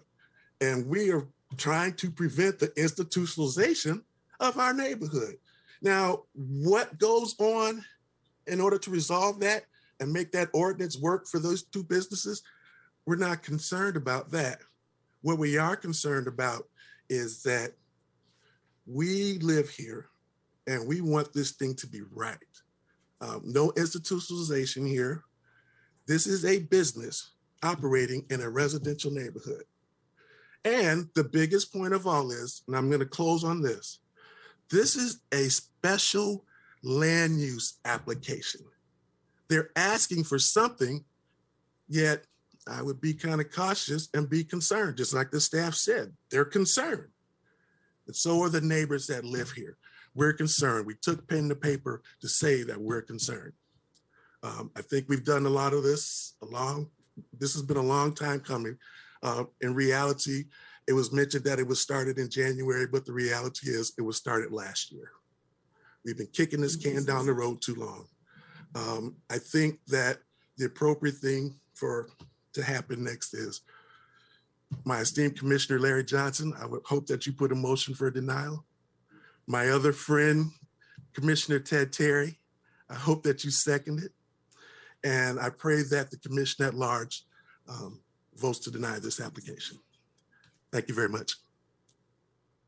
All right, thank you, Mr. Alexander. Mr. Metowski? At this time, sir, there's no additional hands raised. One additional hands, okay, all right.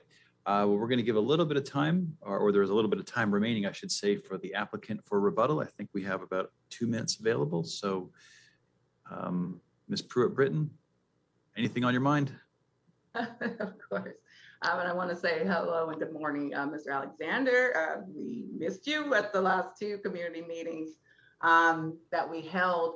And I just want to say that I just cannot fathom any facility, hospital, other structure that is just at 100% when you're dealing with so many different moving characters, moving people, moving bodies, and issues.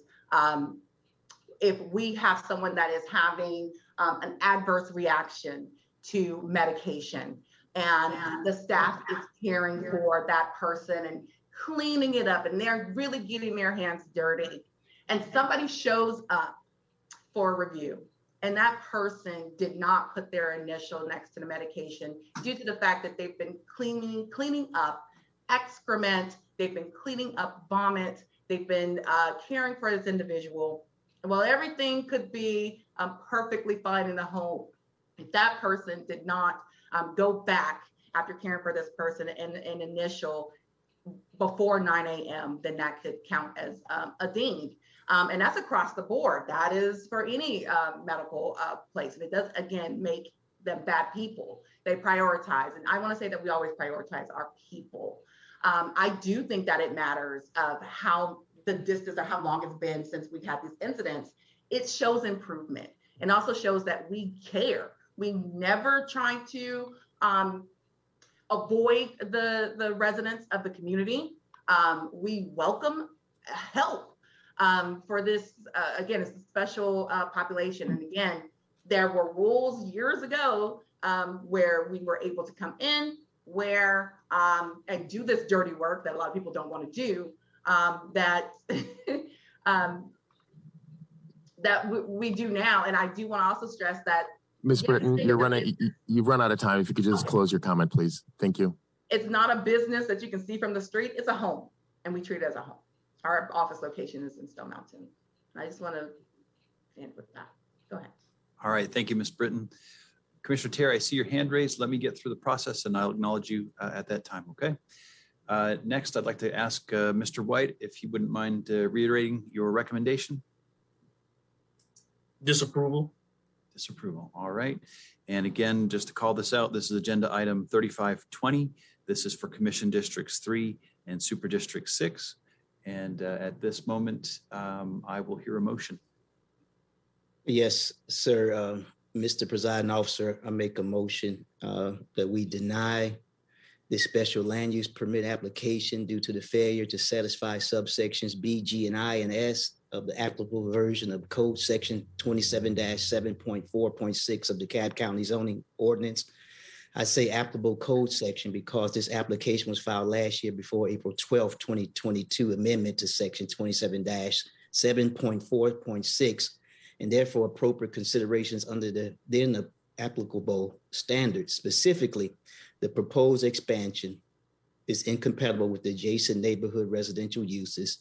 2, likely to adversely affect adjacent properties with noise and is likely to negatively impact adjoining properties due to the applicant's manner of operation. And 4, incompatible with the immediate neighborhood and larger community needs, and also inconsistent with the county's comprehensive plan. Specifically, at the January 27, 2022 zoning meeting, several residents of the immediately surrounding single-family residential neighborhood spoke at the public hearing in opposition to this application. These citizens spoke of personally witnessing several incidents which show a historical failure of the applicant to adequately supervise the subject facility's residents. These incidents include, but not limited to, the adult male resident appearing naked outside the facility, altercations between the staff and residents. The applicant and his representatives do not deny that such incidents have occurred during the facility's operation at the subject location, and explains that the staff's inability to legally, physically restrain its adult male residents was a significant contributing factor.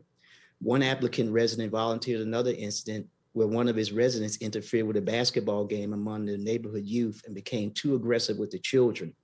Another representative conceded that the staff has a difficult task because the residents are grown men with desires. These personal counts and applicant admissions show a history of inadequate resident supervision, resulting in repeated disturbances in the peaceful enjoyment of surrounding single-family residential area. As such, a SLUP for the requested expansion from 3 to 4, I want to stress that because it still will stay at 3, is not supported by the overwhelming evidence of the applicant's proven inability to sufficiently supervise the 3 residents it is currently permitted for the subject's neighborhood's detriment. And I therefore move forward to deny this application.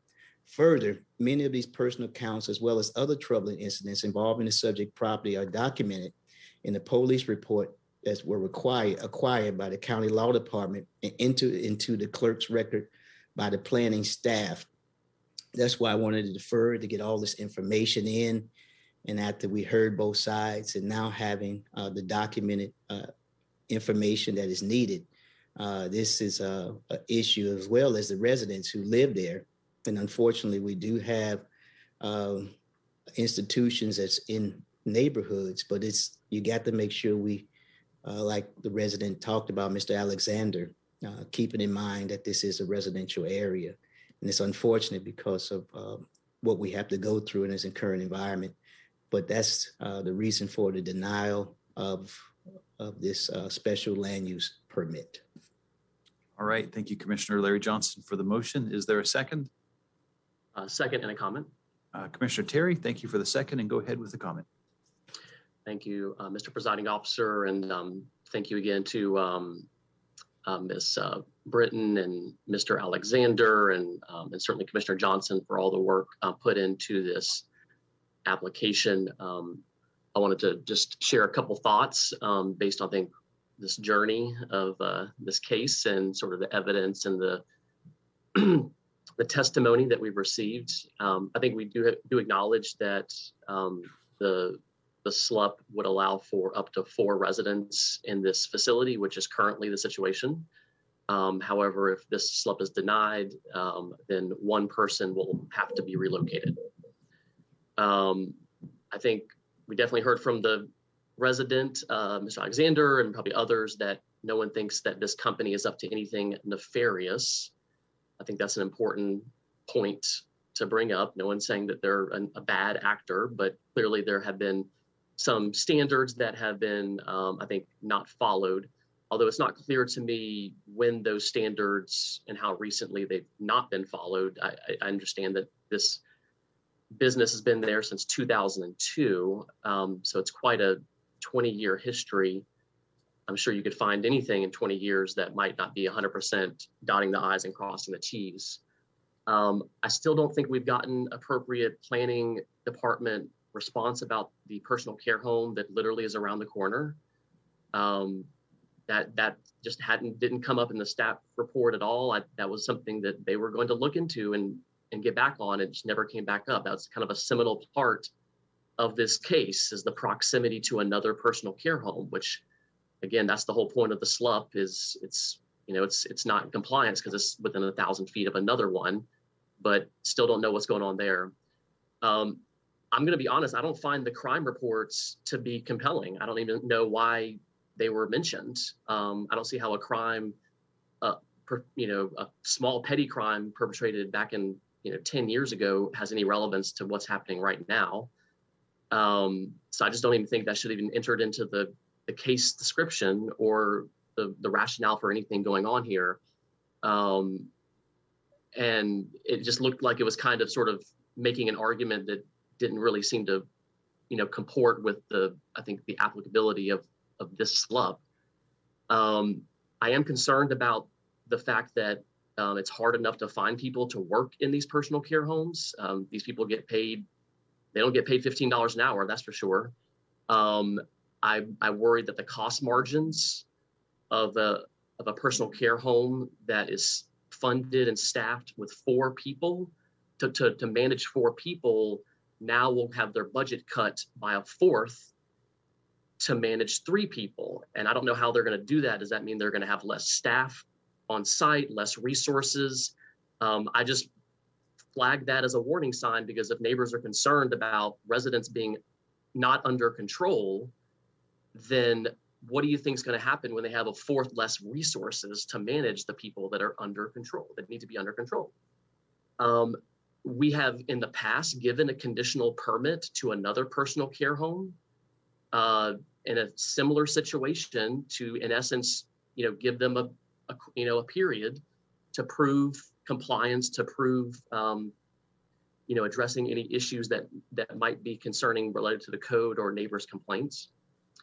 I'm not 100% clear. I mean, it's Mr. Alexander articulated it, but some of the comments from the past meetings make it appear that some neighbors think that if we deny this SLUP, the personal care home will go away permanently.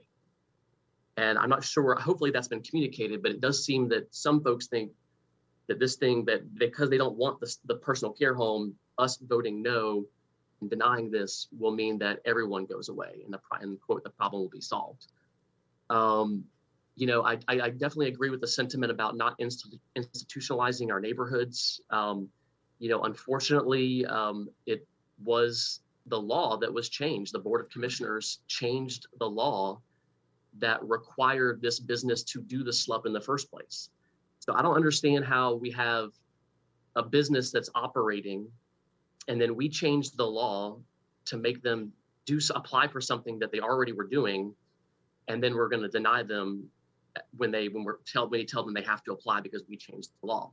I feel like that's what grandfathering is all about. If a business was operating and we changed the law to change the nature of their business, that in essence is, I don't know what the legal terminology is, but to me, it just strikes as unfair because we passed this law. I understand that, I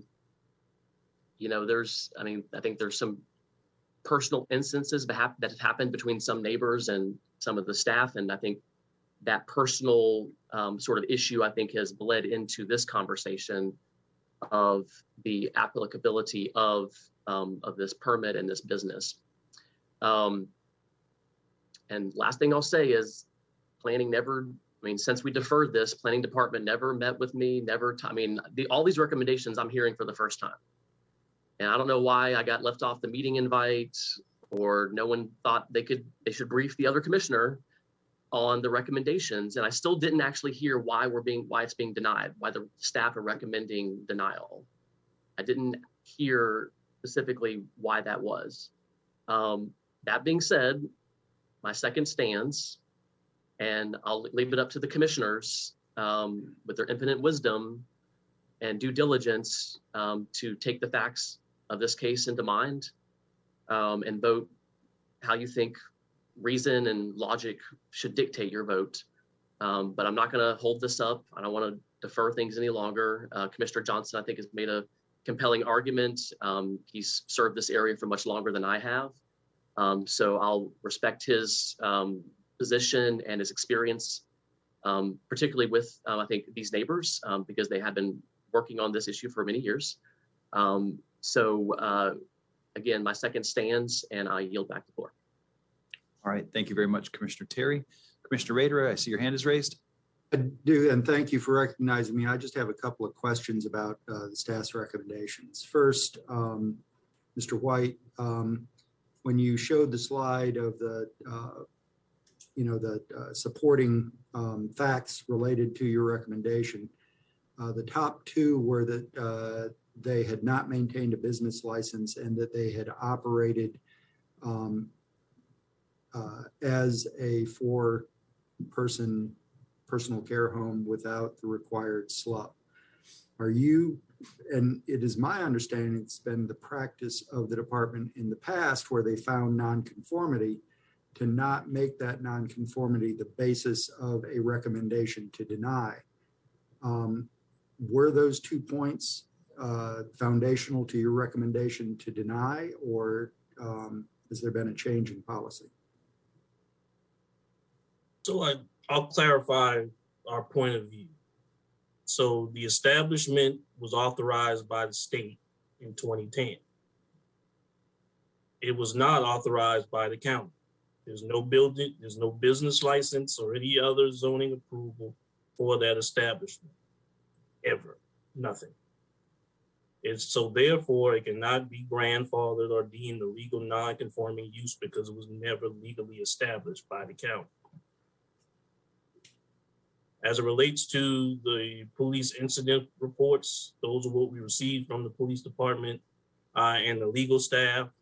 And while it does cover about 8 to 9 years, what it demonstrates to us is a pattern of incidents. Now, obviously, we can set aside the mental health incidents based on the residents that they have at the home. We understand that that's going to be a situation. What is more concerning to us are the repeated incidents where there have been employees, they're now former, but they were once upon a time current employees that stole from residents in the establishment. So in addition to not obtaining the necessary approvals to operate, in addition to the incidents internally and externally that have resulted in police incident reports, we felt that it was not a prudent decision to allow for an additional resident at the home. We think that the establishment, they should continue with the 3 residents that they would be allowed to have by right. And if at some period in the future, after they demonstrate continued improved operations, and they can garner the support of the community, then they can come back in the future and request a special land use permit to increase the number of residents at the home. But we feel that right now, that would not be a prudent decision. All right, so just to clarify, because again, it's my understanding that when planning identifies a non-conforming use, that they do entertain zoning or SLUP applications that would allow those businesses to be conforming uses.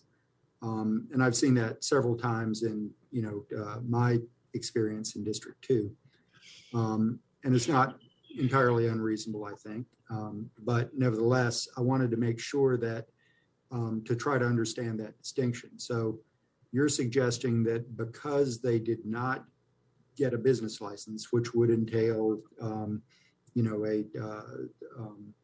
the necessary architectural and other reviews that would be included in the business license, that their state license to operate a personal care home was insufficient to establish them as a business at that site, and that DeKalb County's position on that is that notwithstanding their state license, that they have no standing as a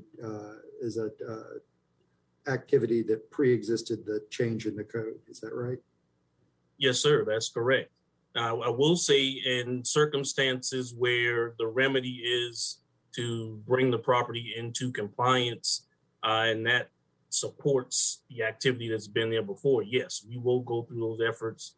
We will work with property owners to bring the property into compliance or reduce the degree of non-conformity. However, most of those are usually rezoning requests, or those may be by right permitting issues that we can work through. This is unique in that it's a special land use permit to increase the number of residents in the home. And so therefore they have to go through this public scrutiny and in order to get to that point where we could acknowledge, their nonconformity or bring them into compliance. And so just based on everything that we've heard and what we've seen, we just don't think that's a wise decision. And so that's why we made the recommendation that we made. Right, but again, your recommendation might be different if they had a business license. Is that correct? Yes, sir. Okay, and if they did have a business license, would the business license have to stipulate that they were a 4-person? So it would have been necessary if they had maintained a business license from the beginning of their operation. When the code was changed, then y'all would have recognized at that point and informed them that they needed to SLUP in order to accomplish that, or that they could maintain their business license as a legal non-conforming use under the prior zoning code. Is that right? Which one? Yes, sir. So if they had legally established with the county with 4 residents at the home prior to 2015, once they came in to renew their business license, we would have acknowledged the existence of the legal non-conformity, documented it, and they would not have been required to go through the special land use permit process. Okay.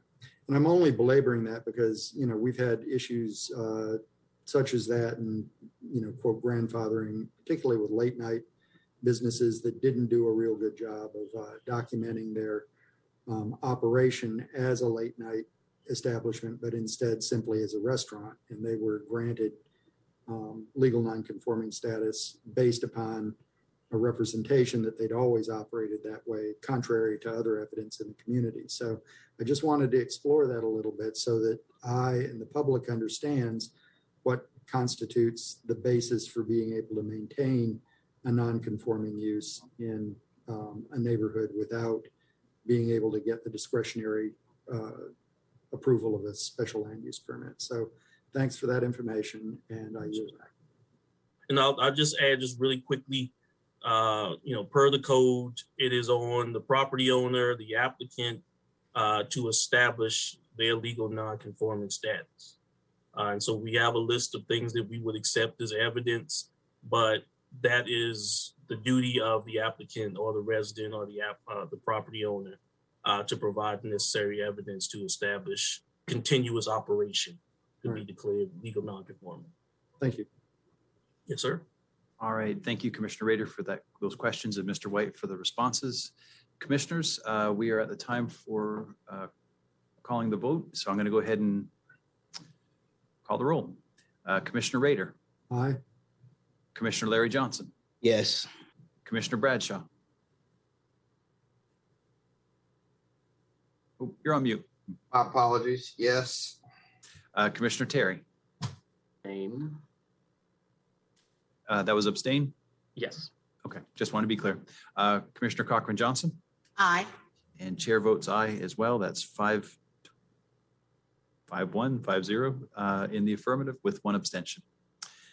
All right, we'll move on to the next agenda item, 1649.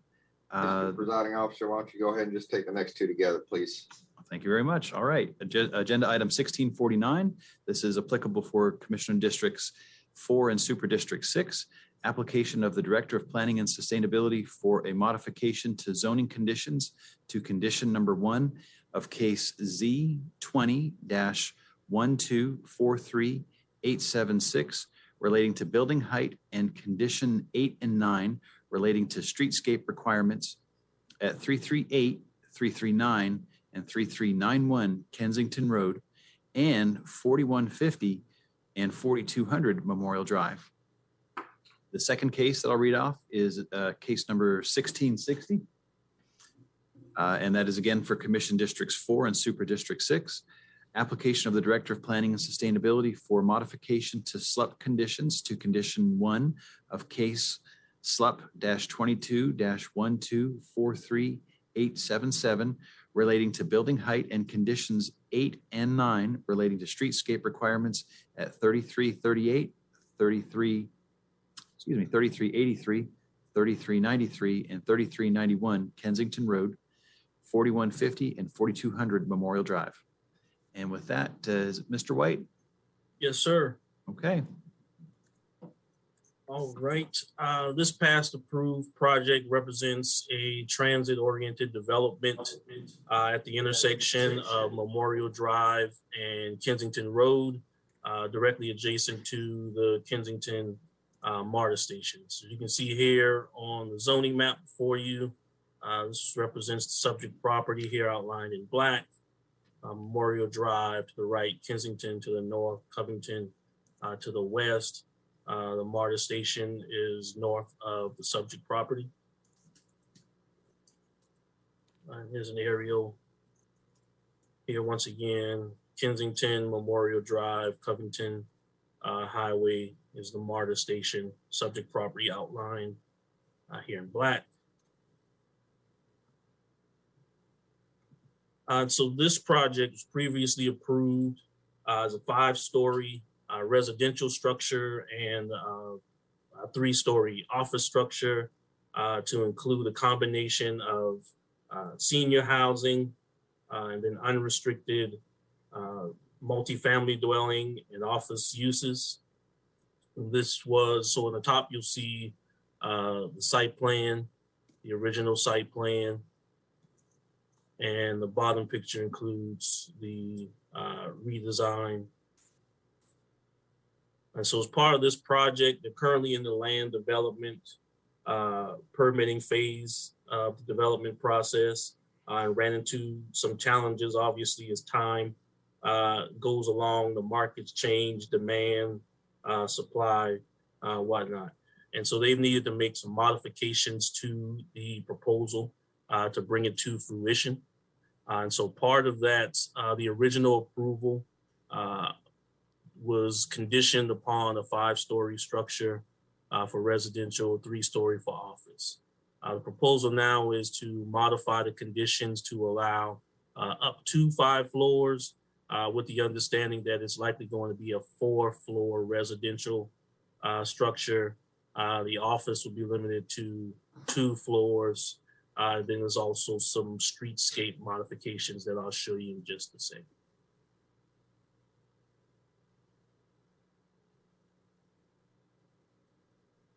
Now here are the proposed elevations. So on the top, you'll see what was initially proposed. And on the bottom, you'll see the current design.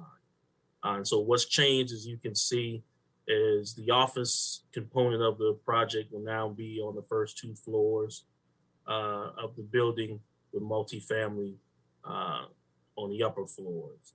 And still retain the same number of units, the same proposal as it relates to designated senior housing, and then unrestricted multifamily residential units as part of this project. The additional challenge was conditions 8 and 9, that condition that the streetscape along Kensington and Memorial Drive be designed to match an adjacent multifamily project.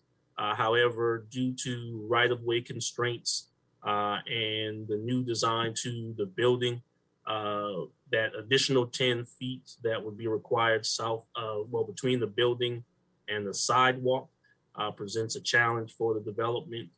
So they're seeking to modify those 3 conditions: the building height, the streetscaping on Kensington and Memorial Drive. Additionally, the proposal will remain in compliance with the zoning ordinance. They've largely, everything they've submitted thus far has largely been in compliance with the zoning ordinance.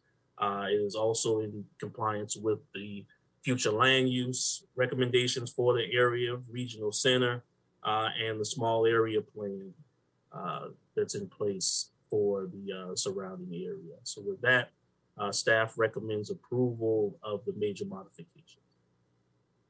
All right, Mr. White, thank you very much. Mr. Matowski, do we have the applicant with us? And if you are the applicant, please identify by using the raise hand feature or #2 if you are on a phone. It does not appear so, sir. Okay, well, we'll go ahead and open the floor to anyone wishing to speak in support of these 2 applications. At this time, if you would like to speak in support of these applications, please identify by using the raise hand feature or #2 if you are on a phone. And at this time, there are no hands raised, sir. All right, we'll go ahead and open the floor to anyone wishing to speak in opposition to this application. And for opposition, #2 or the raise hand feature, please. At this time, there's no hands raised, sir. All right, Mr. White, if you would, please remind us of what the recommendation is. Approval. Approval, okay. And just so everyone's clear, this is for agenda item 1649, 1660. Both of these cases are within District 4 and Super District 6. At this time, commissioners, I'll ask for a motion. All right, thank you, Mr. Presiding Officer. This time I'll make a motion to approve both 1649 and 1660. If I can get a second, I'll have a brief comment. Second. All right, thank you, Commissioner Terry. Thank you. I'll keep this very short. This is the original zoning that Commissioner Gannon and I worked on together some time ago. It's going to fill a need, 130 more senior housing units, 120 multifamily units, and proposed new headquarters of the Housing Authority. Commissioner Terry and I have worked on this since. I think we're in agreement that this is a worthwhile project. This modification is sensible, complies with everything it needs to comply with. So I'm totally comfortable moving forward and not delaying construction any further. Okay, any other comments, commissioners? If not, we'll move into the roll. Seeing none, Commissioner Rader. Aye. Commissioner Larry Johnson. Yes. Commissioner Bradshaw. Yes. Commissioner Terry. Aye. Commissioner Cochran Johnson. Aye. And chair votes aye. That's 6-0 in the affirmative on those 2 items. All right, commissioners, moving on to our next one. This was under Public Works Transportation. This is agenda item 1597 within Commission Districts 5 and 7. Traffic calming petition, Portsmouth Circle and Ardsley Drive off of Great Meadows Road, no cost to the county. And do we have a staff person to talk about this? Mr. Pelton. Yes, commissioners. This item is for accepting the plans and initiating the final petition process for traffic calming on Portsmouth Circle and Ardsley Drive, and we recommend approval. All right. Thank you, Mr. Pelton. Mr. Metowski, if we have anyone that's here to speak in support of the application, can we open the floor to them? Yes, sir. Thank you. If you'd like to speak in support of this application, please identify by using the raise hand feature or #2 if you are on a phone. And at this time, there are no hands raised, sir. All right, Mr. Metowski, let's open the floor to anyone wishing to speak in opposition. And again, for opposition, #2 or the raise hand feature, please. And no hands raised at this time. Okay, and Mr. Pelton, if you wouldn't mind restating your recommendation. Our recommendation is approval. All right, thank you, Mr. Pelton.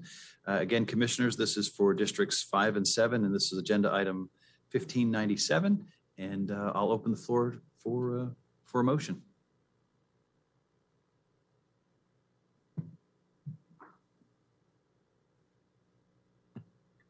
I would ask for approval.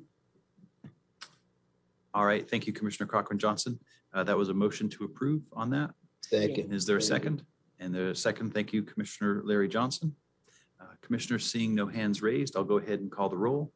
Commissioner Rader? Aye. Commissioner Larry Johnson? Yes. Commissioner Bradshaw? Yes. Commissioner Terry? Aye. Commissioner Cochran-Johnson? Aye. And chair votes aye, 6-0 in the affirmative for that agenda item. Our next action, and this is for decision only, is from the GIS department. Agenda item 3047. This is affecting Commission Districts 2 and 6. Resolution to consider abandonment of a 0.066 acre section. That's 2,892 square feet of Oxford Road Northeast right-of-way. And do we have a staff person to speak on this topic? Yes, hello commissioners. Staff is asking for deferral. We still have some outstanding things to address with Commissioner Rader. Okay. Thank you. All right. And this is an item for decision only, so I will move that we defer this 60 days for decision only. All right. Thank you, Commissioner Rader. Is there a second? Second. Second. All right. Thank you, Commissioner Terry. Commissioners, seeing no hands raised for comments, I'll go ahead and move into the roll. Commissioner Rader. Thanks. Aye. Commissioner Larry Johnson. Yes. Commissioner Bradshaw. Yes. Commissioner Terry. Yes. Commissioner Cochran-Johnson. Aye. All right, and chair votes aye. That's 6-0 on the deferral for the motion. And with that, we've sort of completed our public hearing component, and I will ask the clerk to read out the rules for public comment. Public comment may be submitted by sending an email no longer than one page to publiccomment@DeKalbCountyGA.gov, which must be received between 9 a.m. and 10 a.m. on the day of the meeting. Only those emails received during the allotted time may be read aloud and broadcast. Emails received outside of the allotted time will be included in the public comments record for the next meeting after the receipt of those emails. The body of your email must include your first and last name, followed by your address. By submitting an email at any time for public comment, you agree to have your name, address, and email broadcast on the teleconference Zoom and entered in the record minutes. Abusive, profane, or derogatory language will not be permitted. The public comment segment will not exceed 30 minutes, and individual emails will be read by the clerk for no more than 3 minutes each. The county reserves the right, at the county's sole discretion, to 1, add your email to the record minutes without reading any of it into the broadcast, or 2, add your email to the record minutes and read all or a portion of your email into the broadcast. This morning we have 3 comments from our citizens. All right. Ms. Norwood, please go ahead and read them. Daniel Stone, 1876 Audubon Drive, Northeast Atlanta, Georgia. We have collected a petition that has received significant support within our neighborhood. and request that you consider our position on the proposed neighborhood greenway under BOC 2022-1153. The full petition text and accompanying signatures were sent to all commissioners on June 8, 2022. Of 25 homes located on the dead end side of Audubon Drive Northeast, 31 residents representing 21 homes, or 84% of homes on the street, are opposed to the alignment's use of our portion of Audubon Drive Northeast. We have been unable to contact 4 homes, but will follow up with additional details if their feedback is later received. No residents were identified in support of this project on our street.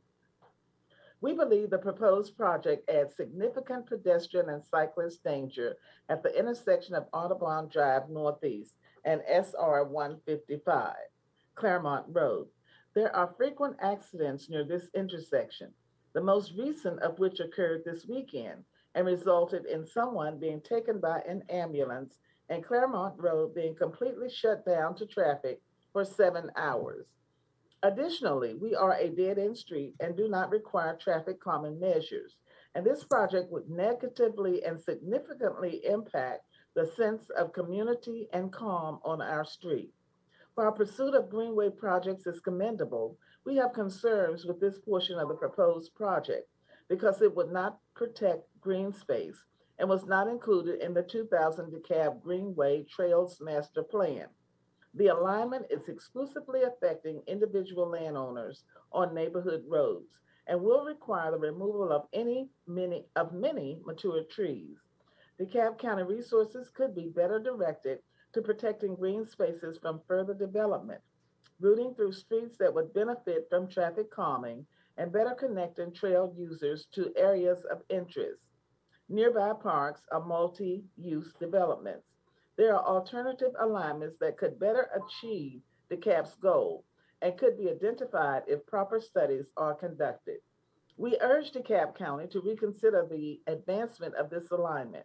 We understand that DeKalb County and the Path Foundation could decide to proceed with this project in opposition to our expressed concerns. Should that occur, we respectfully request the opportunity to have significant input on how the proposed plan will be implemented for our street. Thank you for your consideration, and we look forward to further engagement on this matter. Our second comment is from Stephen Benny. Good morning, commissioners. Sunday was the 55th anniversary of the most appropriately named Supreme Court decision in history, Loving versus Virginia. In 1958, Richard and Mildred Loving were arrested at 2 a.m. and put in jail for simple act of being in love. It took almost 9 years, but on June 12, 1967, the Supreme Court finally legalized interracial marriage. In honor of this, and since June is Pride Month, let's talk about love and its many manifestations. Civil unions were recognized as legitimate legal unions by corporations and counties for many years, but when gay marriage was legalized by the Supreme Court in 2015, the legal state of civil unions was no longer recognized by companies and counties like DeKalb as being eligible for coverage under family health plans. At last Thursday's committee meeting, while discussing the adding of such couples to DeKalb County's health benefit program, I heard Marita Davis Johnson say that she believes in the sanctity of marriage and questioned whether civil union couples should be covered by the county. Later on, Steve Bradshaw agreed with her. While this defense of, quote, family values, unquote, may be laudable, it is out of date and unfair. Marita even talked about people gaming and abusing the system like a Republican talking about welfare cheaters. Not all people in love end up getting married, but they deserve the same benefits, and I hope that the county will recognize this in the near future. This same committee also discussed the proposal to require all contractors with the county to pay its employees a minimum wage of $15 an hour to match the current minimum wage paid by the county to its own employees. Since the majority of people who do not work in and for DeKalb are either contracted or subcontracted out, this would be a very good way to make sure that all employees who work for DeKalb County in whatever manner will be paid closer to a livable wage. I commend the county for this and hope that it will be put into law in the near future. There is an item 1624 on today's agenda, which includes the Renee Group, which is listed as a LSBE DeKalb Prime Company. This company is a front for the much larger Renee Group located in Southwest Atlanta. Please note that this contract was originally assigned in 2017, with Renee Group promising a little over 20% LSBE participation rate. Over the last 5 years, the Renee Group has been paid over $58 million. Over the last 5 years, Renee's Group LSBE participants have not been paid a single dollar, nothing. That adds up to nearly $12 million fraud. I would like to suggest that DeKalb County investigate this fraud. Item 1603 asks for an emergency allocation of $287,000 to provide adequate security for watershed plants and facilities. The justification listed is that the absence of adequate security poses a risk to DWM operations, as well as the water supply and sewer services. This begs the question, how long has our water supply not been adequately protected and why? Let's meet in public soon. Everyone else is. Thank you for your time and consideration. Stephen Benny. And our last comment is from Dr. Ed Williams. Good morning, commissioners. My name is Ed Williams. I have lived in unincorporated South DeKalb for over 20 years. I am the chair of the group Concerned Citizens for Effective Government. In 1971, the citizens in DeKalb and Fulton counties voted to levy a tax for 50 years. I was 7 years old at the time and was not old enough to vote or petition the courts. The reality of that, most of the citizens in this room and in the metropolitan area living in DeKalb and Fulton counties have not had an opportunity to vote on any MARTA service contract. In 1971, there were more residents living in Atlanta city limits than in DeKalb and Fulton counties, rural areas. In 2022, the population of DeKalb and Fulton counties has increased by almost 1 million citizens, and we should have another referendum for transit services and a new list of projects after 50 years. It is time. The big elephant in the room is that the state has codified into law that it shall not contribute any state funding, although the state has several board members sitting on the MARTA board. The sales tax funding mechanism came about in 1971 because homeowners did not want transit funding done as a part of property taxes. This is the reason that a referendum was held in 1971 for voters to approve the sales tax levy for 50 years. MARTA, in its April 7, 2022 motion for legal fees, asserts that I must be held accountable for the attorney's fees and costs for exercising my right to petition the government through the courts while using peaceful means, even though I have not exhausted my appeals and MARTA has not shown that I have acted in bad faith. My complaint seeks to do two things. One, to prevent MARTA from illegally continuing to extend the RTCAA beyond August 31st, 2021. And two, to prevent MARTA from illegally continuing to levy a sales tax beyond August 31st, 2021 without a new referendum. MARTA is spending taxpayer funds to deny citizens an opportunity to vote on whether sales tax should be continued to be levied and the kinds of transit services projects they want to fund. MARTA seeks to prevent me from exercising my First Amendment right to petition to the government for a redress of grievances.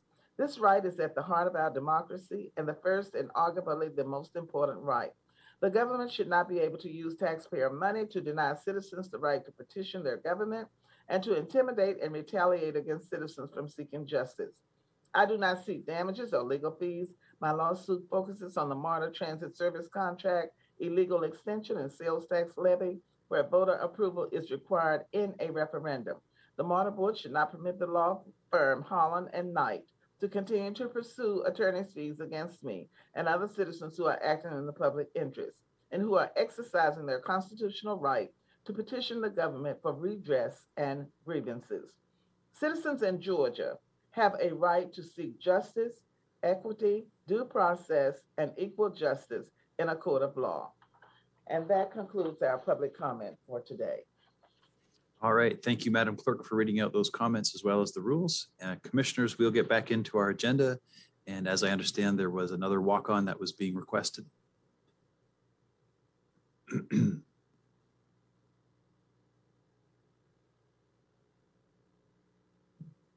Yes, sir.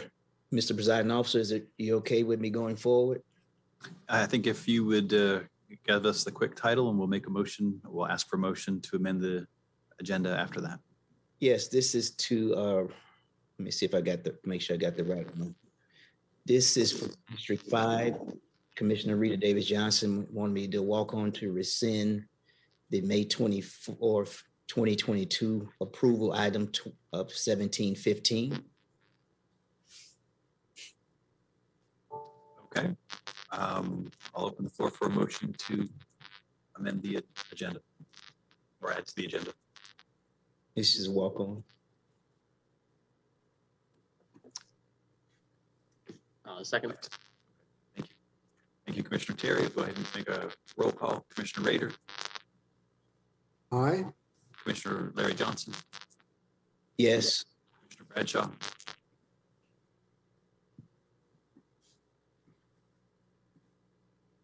Your mic is breaking up, Commissioner Patrick. That last part broke up there. Oh, Commissioner Bradshaw.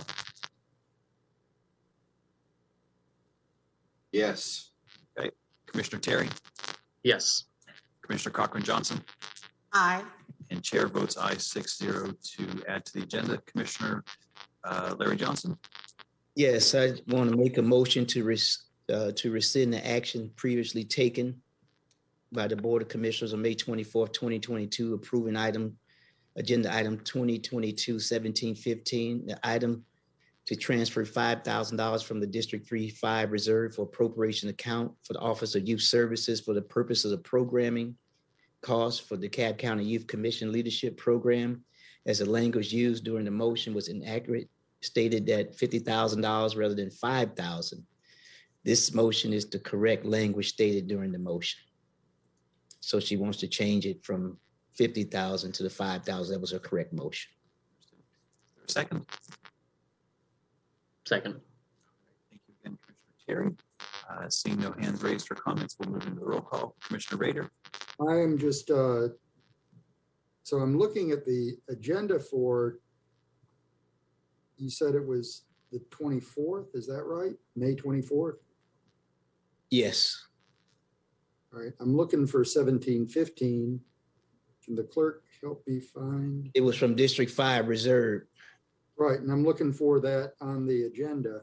Commissioner, it was not printed on the agenda as it was a walk-on at that time as well. Oh, I wouldn't. All right, so I just like to point out that this is kind of the hazard of just walking stuff on and approving it. I mean, there's no huge harm in doing this, but I do think that it would be great if we would, you know, spend a little bit more time, make sure that the items are correct, and you know, so that we don't have to go back. In this particular case, I don't think there's any harm in it, but you know, if it were an organization that was depending on the money or had spent money, that might be a different thing. So at any rate, that's my only comment on the issue, is that we do need to be more, I think, deliberate, even with you know, district directed funds. And I yield back. And can I add to that? Yes. I just want to make sure we said, and somehow the speaker is acting up. I don't know if people can hear me, but just this was District 5 Reserve. I understand. Okay, okay. Yeah, no, I understand that it's not the item that you had brought for us. And Okay. I appreciate you doing it, but it's just, it would be inherent to any of them. And you're certainly not, you know, anybody that has done a lot of that. I got you. Thank you for that clarity, Commissioner Rader. Appreciate it. Commissioners, unless there's any comments, I'll call the roll. Commissioner Rader. Aye. Commissioner Larry Johnson. Yes. Commissioner Bradshaw. Yes. Commissioner Terry. Yes. Commissioner Cochran Johnson. Aye. And chair votes aye as well, 6-0 on that. So now, Point of order, Mr. Presiding Officer, I need to bring a walk-on for the 5,000. And so we'll make a. Need to make a motion for a walk-on. Correct. Is there a second? Second. All right. Thank you, Commissioner Terry. We'll go ahead and Are we all comfortable knowing what the short caption is on this? I believe it's the corrected item, isn't it? Yes. Is it perfect? Okay. Commissioner Rader, Aye. Commissioner Larry Johnson, Yes. Commissioner Bradshaw, Yes. Commissioner Terry, Aye. Commissioner Cochran Johnson, Aye. and chair votes aye as well, 6-0 to amend the agenda. And Commissioner Larry Johnson. Yes, I make a motion I'm to, going to normal course that one. okay. Just for clarity, this is my first normal course. We're just simply going to move on to the next agenda item, if that's correct. Okay. Yes, sir. All right, commissioners, moving on to our next items. This is items for decision by the board. Board of Commissioners, District 1, and this is before PEX. Agenda item 2815, request to establish an annual traffic count program. Mr. Chairman. Yes, sir. I make a motion, we defer this item. This is one of the longest ones I've seen.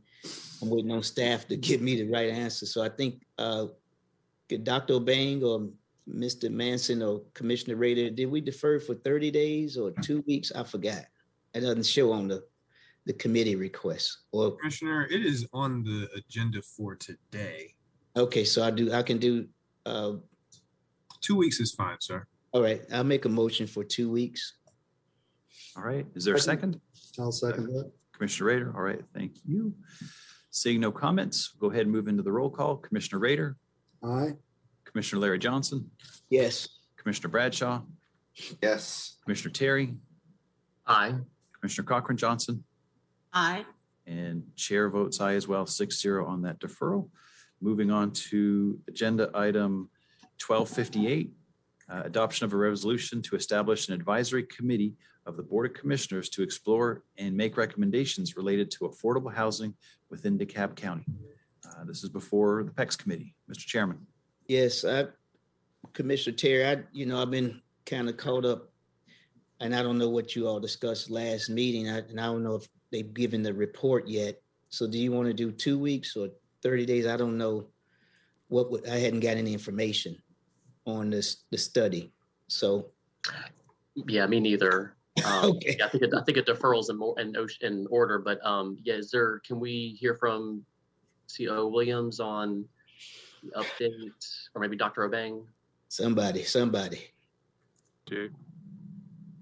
I just need to know Yes. how long you want me to defer it. That's all. Can, Mr. Presiding Officer, to both Commissioners Johnson and Terry, can we do 30 days? We had a good meeting the other day with, actually probably 2 weeks ago. Okay. Dr. Rich and others, but You need it. All right. I'll defer for 30 days. Okay, is there a second? Second. All right, thank you, Commissioner Terry. And Commissioner Rader. could we have a copy of the draft that's under such laborious review?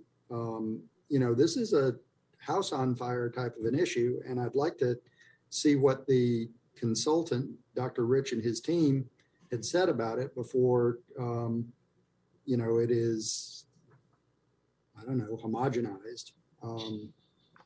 Sure. I think that it's important for us to start to take this issue up, and I regret that we've spent this amount of time without it.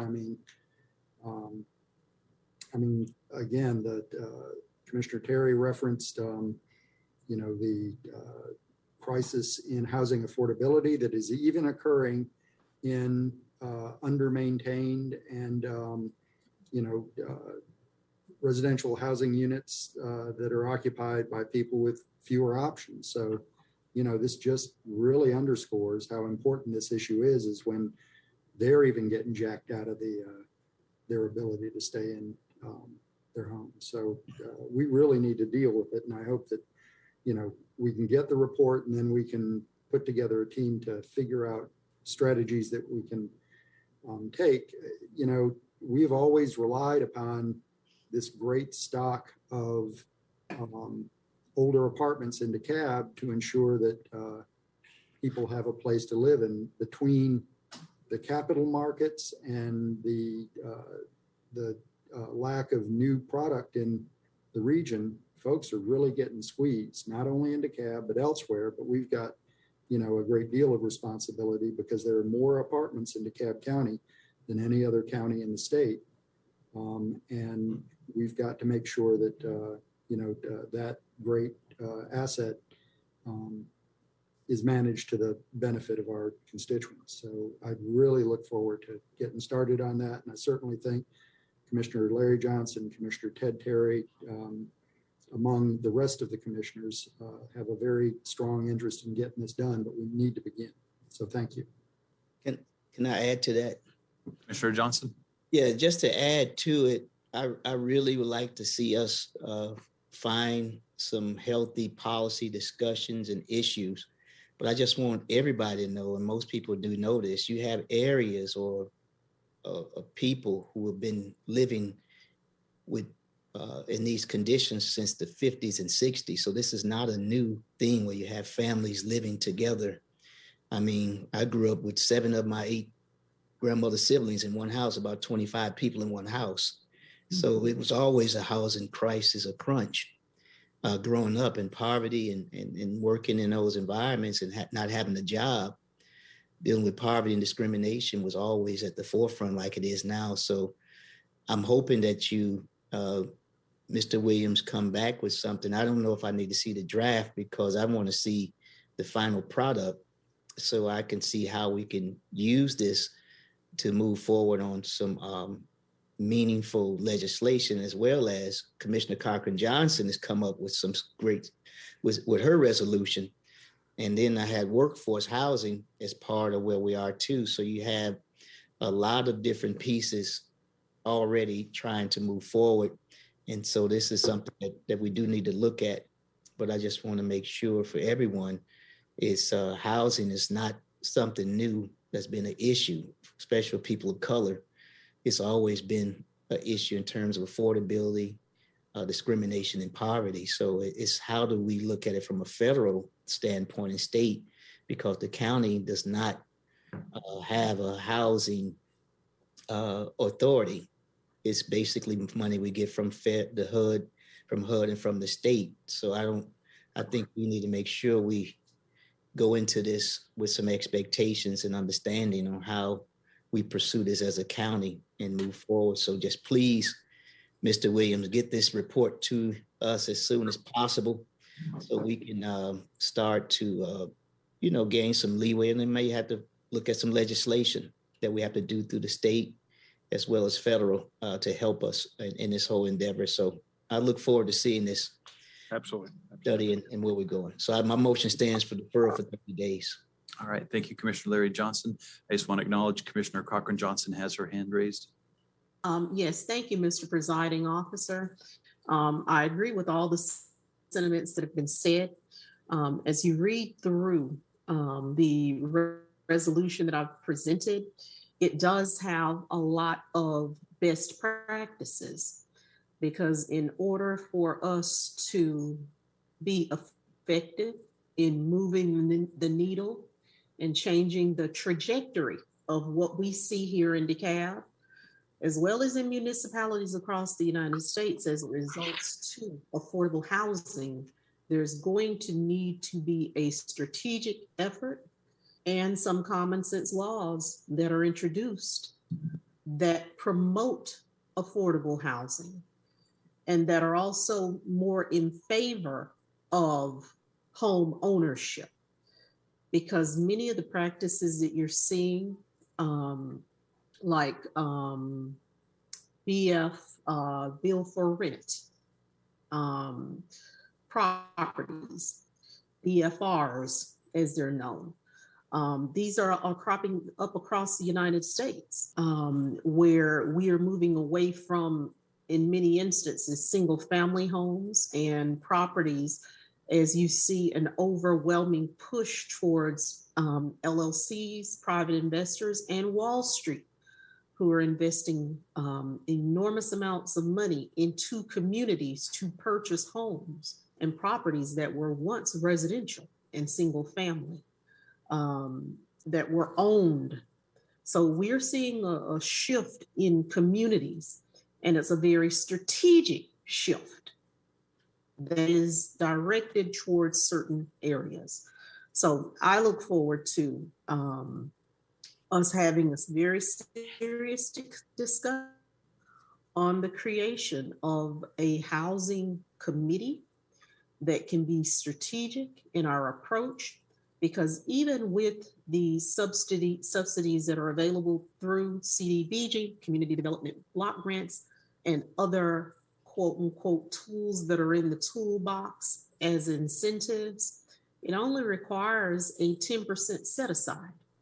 If you're building 100 units and you're only setting aside 10%, when we here in DeKalb County have a waiting list of 45,000 people that are seeking affordable housing, it's plain and simply inadequate to meet the needs. So I look forward to us taking a very strategic approach and doing something that is meaningful here, because independent of doing so, we're going to continue to see a lot of displacement and shifts in the market that makes the American dream. We lost you, Commissioner. Yeah. Okay. Can I add to that? Commissioner Johnson, go ahead. Yeah, that's why I don't want to try to move forward with a lot of solutions until I see the reports, because we do a committee and the committee set up and we don't have the power to do housing, which is under HUD and under the state that gives out the incentives. And I also want to see, I think when I first got on the board, we had a problem with investors who were individual investors, and now it may be corporate. So the problem with investors has not changed, but how do we look at a policy to help to impact where we're going in terms of housing ownership and affordability? So I just need to look at all of those things before we just say where we are going, before we just make a decision. So I hope that you all will allow the chair in the committee to do its due diligence as we move forward, because it's and I'll hold off on the rest of my comments. Thank you so much, Mr. Presiding Officer. All right. Thank you very much, Commissioner Larry Johnson. Acknowledging Commissioner Cochran Johnson has fallen off. Commissioners, unless there's any comments, I'll move into the roll. Commissioner Rader. Aye. Commissioner Larry Johnson. Yes. Commissioner Bradshaw. Yes. Commissioner Terry. Aye. And I don't see Commissioner Cochran Johnson back yet, so I'll just go ahead and say the chair votes aye. That's 5-0 in the affirmative on this item. All right, moving on to our next agenda item. This is before the Ops Committee. Agenda 1543, a resolution of the DeKalb County Governing Authority to adopt a vision and transition plan for all library landscapes in DeKalb County by 2023. I know that our chair is not here. Commissioner Terry, I see your hand is raised. Yes, I believe it was deferred to the Ops Committee for next week, I think. So Yes. it's okay. I'll motion to defer for 2 weeks. I'll second. All right. Thank you, gentlemen. Appreciate that. And I acknowledge Commissioner Cochran Johnson's back with us. I'm going to go ahead and move into the roll call. Commissioner Rader. Aye. Commissioner Larry Johnson. Yes. Commissioner Bradshaw. Yes. Commissioner Terry. Aye. And Commissioner Cochran Johnson. Aye. And chair votes aye 6-0, acknowledging that's going to the next committee meeting. Agenda item 1653. This is before the PEX Committee. Mr. Chairman, I'll sound this one out. Commission districts approve $100,000 of District 6 ARP appropriation that will be dispersed in $25,000 annual increments over the next 4 years to support the DeKalb County Community Services Board APEX program, summer camp program. All right. I'll make a motion that we approve. I don't know, we had some substitute language, didn't we, Commissioner Terry? Yes, sir. I think so. Somewhere the language is different than what's on this item. I remember we had a long discussion. Now, and so if you got it, I'll approve the substitute. Yes. Commissioner Terry. Yes, that's right. Mr. Presiding Officer, Mr. Chair. So we did substitute just for the 25,000 just for this year. Yes, that's it. Next program, and then certainly I think just as we talk about sort of this is a countywide summer program, I am using District 6 ARP funds to fund it for this first year, and I did want to create the opportunity for other commissioners to support the program as well. But I don't think we've gotten to that point yet. So the motion would be to approve $25,000 for the program right now. All right, second. All right, Commissioners, seeing no discussion, unless there is any, I'll move into the roll call. Commissioner Rader. Aye. Commissioner Larry Johnson. Yes. Commissioner Bradshaw. Yes. Commissioner Terry. Aye. Commissioner Cochran Johnson. Aye. And chair votes aye, 6-0 in the affirmative on 1653. Moving on to our next agenda item before ERPS. This is agenda item 1656 to amend the Code of DeKalb County, Georgia, as revised in 1988, Chapter 20, Article 8, to recognize General Election Day as a paid county holiday. This is before the ERPS Committee. Yes, thank you, Mr. Chair. Mr. Presiding Officer, yes, we did defer this. So I believe we're happy to have it back on the agenda next week. So my motion will be to defer for 2 weeks. All right. Is there a second? Second. All right. Thank you, Commissioner Rader. Unless there's any questions, I'll go ahead and call the roll. Commissioner Rader. Aye. Commissioner Larry Johnson. Yes. Commissioner Bradshaw. Yes. Commissioner Terry. Yes. Commissioner Cochran Johnson. Aye. And chair votes aye, 6-0 on the affirmative on that as well. Moving on to agenda item 1299. This is for Commission District 7, a resolution requesting the governing authority of DeKalb County amend Chapter 15 of the Code of the DeKalb County, Georgia, as revised in 1988 to provide for the mandatory use of video surveillance systems at convenience stores and for other purposes. This is before the ERPS Committee. Yes, thank you, Mr. Presiding Officer.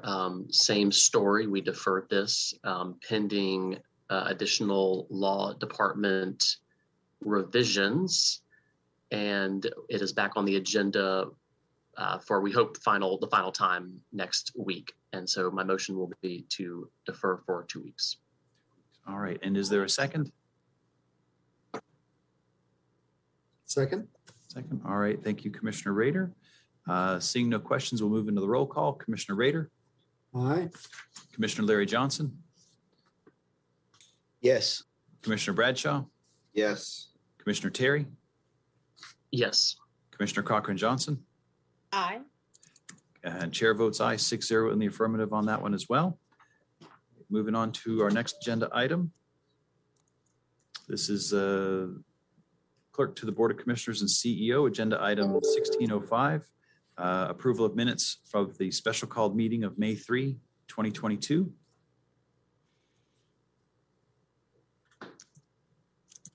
I'll move approval.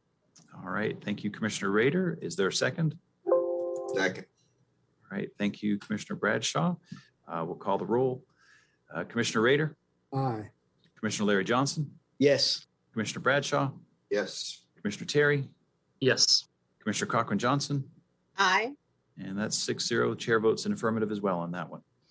All right, next item under GIS, agenda item 1627, Commission Districts 2 and 6, to consider consenting to de-annexation of property located at 250 West Parkwood Road, Decatur, Georgia, 30030.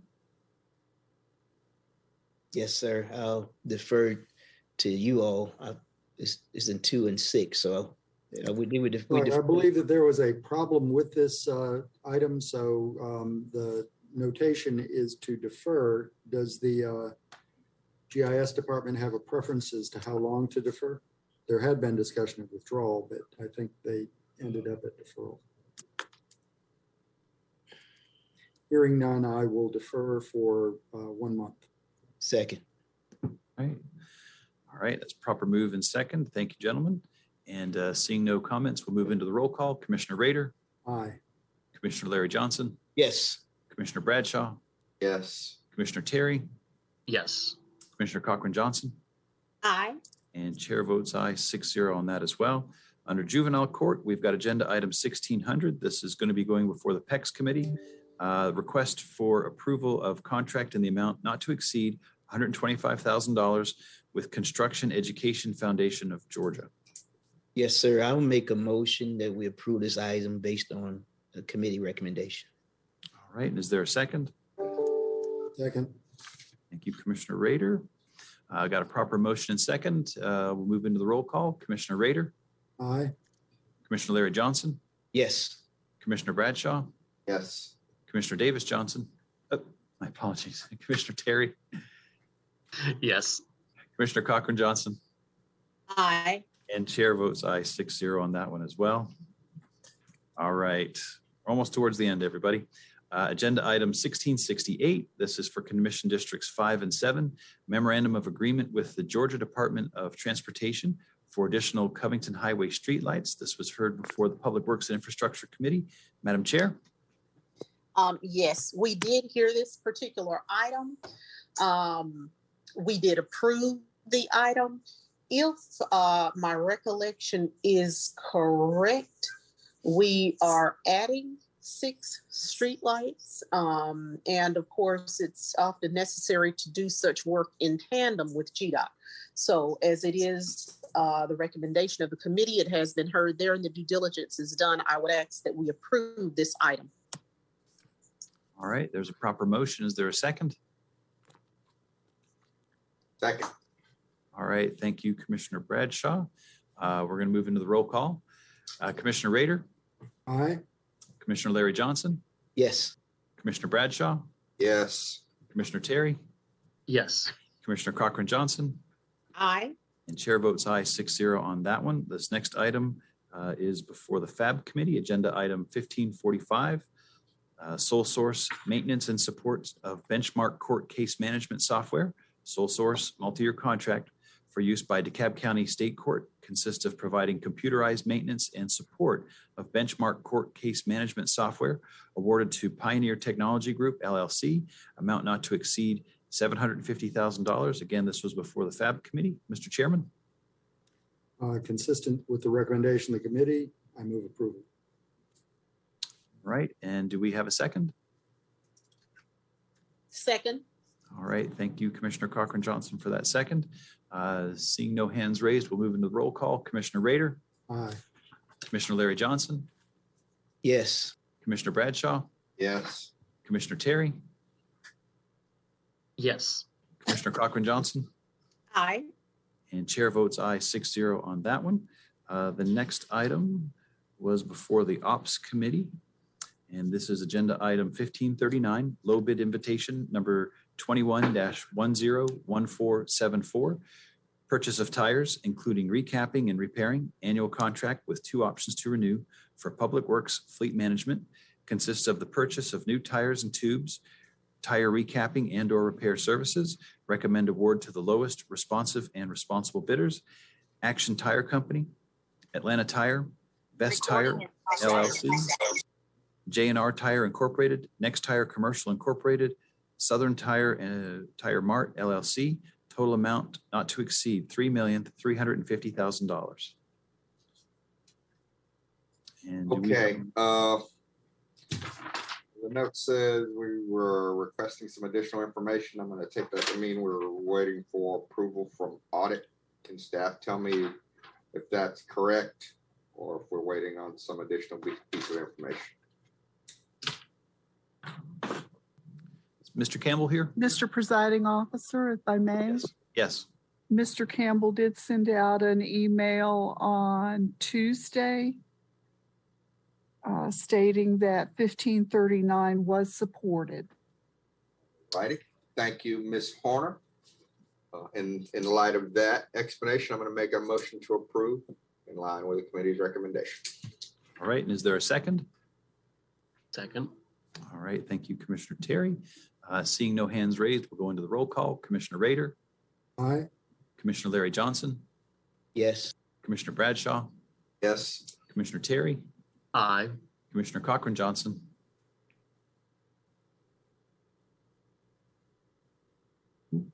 Commissioner Cochran Johnson. I see you mouthed aye, so I'll take that as an aye. And chair votes aye. That's Yes, 6-0. thank you. I'm sorry. It was me. Nope, no worries. That's 6-0 in the affirmative for that agenda item. Moving on, we've got for the PEX Committee, agenda item 1590, This is for Commission Districts 3 and 6, a cooperative agreement for construction services for use by the Department of Recreation, Parks and Cultural Affairs. Consists of piggybacking off the competitively let Sourcewell EZIQC contract number GAST03040820LRI for the provision of repair services for the boardwalk at Constitution Lakes Park, awarded to JOC Construction LLC, amount not to exceed $422,066.03. Yes, sir. Mr. Presiding Officer, I'll make a motion that we approve this item based on staff recommendation. All right, and is there a second? Second, and a quick question. All right, Commissioner Terry, go ahead with your question. Yes, I know that this boardwalk repair has been on the list of residents' desires for about a year now. So glad that we're moving this forward. And I guess just ask Mr. COO Williams, do we have a timeline of completion? And then can we be sure to just, send out messages and post some signs that things are underway, just some communication that we got this project moving, because I know Sure. folks have been talking about it. We can absolutely do that. And Mr. Ellis, do we have a timeline that we can provide? You're on mute, Chuck. There, we'll have to give them, of course, 30 days to proceed. So there'll be a little bit of timeline with just procedures, but we're hoping to get this done right away. It's a high priority for us as the trail is closed off. That portion of it is. Great, thank you so much. All right, commissioners, unless there's any other questions, I'll move into the roll call. Commissioner Rader, Aye. Commissioner Larry Johnson, Yes. Commissioner Bradshaw, Yes. Commissioner Terry, Yes. Commissioner Cochran Johnson, Aye. and chair votes aye 6-0 on that item. The next one, agenda item, is going to be for the Public Works and Infrastructure Committee. That agenda item is 1614, change order number 5 to contract number 1177081, trenchless sewer line rehabilitation and construction and televising inspection services. Savannah contract event number 5937, buyer contract number 886, DeKalb County cooperative agreement for use by Department of Watershed Management. This contract is a cooperative agreement and consists of providing sewer line rehabilitation services to primarily include inspections, sewer line cleaning, and cured in place pipe. This request is to increase the contract scope of work term through December 31st, 2024, and funding. This request will allow for the continuation of existing sanitary sewer line rehabilitation services awarded to Instituform Technologies LLC, amount not to exceed $29,190,530.39.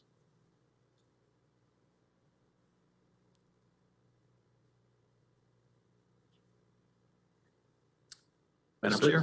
There was a substitute on this one. No, I believe this is still in committee and audit. Oh, I thought we got an agenda item that was a substitute. Now I see it in my packet here. Is that not right? Yeah, let me check. I could be misspeaking. You may be right, Commissioner. I think we were waiting for the audit, but yeah, I'm looking at it just a revised. Yep, my apologies. This was, it went down, I think, 130,000 or something like that, Catherine. Yep. Yeah, that's what I got. Yep, that's correct.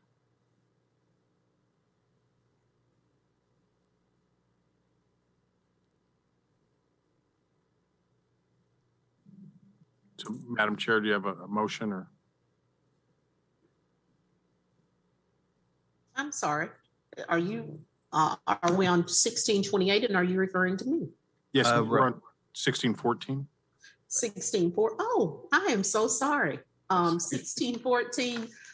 This particular item was initially not supported. We should have a substitute. I'm sorry, I'm multitasking. I have a lot going on. But we had to reduce this item by $159,982.34. So I would ask that we approve the substitute in the amount of $29,030,548.05. This item has gone through audit, and that is the amount supported. So do we have a substitute to that effect? If so, I would motion for the approval. Okay, and do we have a second? Second. Commissioner Terry, thank you very much for that second. Commissioners, seeing no other comments, we'll move into the roll call. Commissioner Rader, Aye. Commissioner Larry Johnson, Yes. Commissioner Bradshaw, Yes. Commissioner Terry, Yes. Commissioner Cochran Johnson, Aye. and chair votes aye, 6-0 in the affirmative on that substitute for 1614. Madam Chair, we've got another PWI item before us, 1624. Change order number 6 for contract numbers 1063844 and 1063841, as well as 1068774, annual water and sewer construction, annual contract with 2 options to renew for the use by the Department of Watershed Management. These contracts consist of primarily providing installation and repair of water and sewer pipes in various sizes. This request is to increase the contract funding and term through June 30, 2023, awarded to GS Construction Incorporated, SD&C Incorporated, and the Renee Group / CamKen Consulting, RGI CamKen JV, total amount not to exceed $18,782,452.91. Madam Chair. Yes, thank you, Mr. Presiding Officer. On this particular item, we are going to defer this back to committee and it will be heard next week. Hopefully by that time, it will be out of audit and we can take the necessary actions. All right, is there a second? Second. All right, thank you, Commissioner Terry. Seeing no hands raised for comments, commissioners, we will move into the roll call. Commissioner Rader. Aye. Commissioner Larry Johnson. Yes. Commissioner Bradshaw. Yes. Commissioner Terry. Aye. Commissioner Cochran Johnson. Aye. And chair votes aye, 6-0 on that one. Commissioners, we're almost there. Agenda item 1628 before the PEX committee, Mystery Valley edition of $2 capital improvement project fee. Mr. Chairman. Yes, sir. Mr. Presiding Officer, this was approved from the committee, so I make a motion to move it forward to approval. All right. Second. Proper motion and second. Commissioner Rader, thank you very much. Seeing no hands raised, we'll go into the roll call. Commissioner Rader. Aye. Commissioner Larry Johnson. Yes. Commissioner Bradshaw. Yes. Commissioner Terry. Aye. Commissioner Cochran Johnson. Aye. And chair votes aye, 6-0 in the affirmative. Commissioners, it is 12:05 and we have some time for commissioner comments. And I'm going to sort of go out of order as I usually do, or from what I usually do. And we'll start with Commission District number 7, Commissioner Cochran Johnson. Okay, thank you, Mr. Presiding Officer. I will do my best to be brief, as we've already had a long morning. I wanted to first begin with acknowledging everyone who joined myself and Commissioner Terry on June 1st as we partnered and held the 2050 Unified Plan Town Hall via Zoom. I'd like to thank a little over 200 people that joined us both by Zoom as well as on our streaming platforms. It's very important for those of you who are receiving the link to participate in the Unified Plan. It's very important that you participate because this is a critical discussion on the blueprint for future development in DeKalb. Everything from our roadways to transit, transportation policies, as well as future growth and zoning. It's all there. So I want to thank everyone that joined us, Mr. Andrew Baker in planning, Ms. Sylvia Smith, also from planning and sustainability, Mr. Michael Hightower from the collaborative firm, Mr. Grady Smith from VHB, Christina Passmore from Kimley Horn, as well as John Tooley from Kimley Horn. Yesterday, it was an honor to be present at the Georgia State Capitol to honor women's veterans in Georgia. As many of you may know, House Bill 978 passed back on March 11th that formally recognizes June 12th as Women's Veterans Day in Georgia. We had on hand more than 80 female veterans who came out.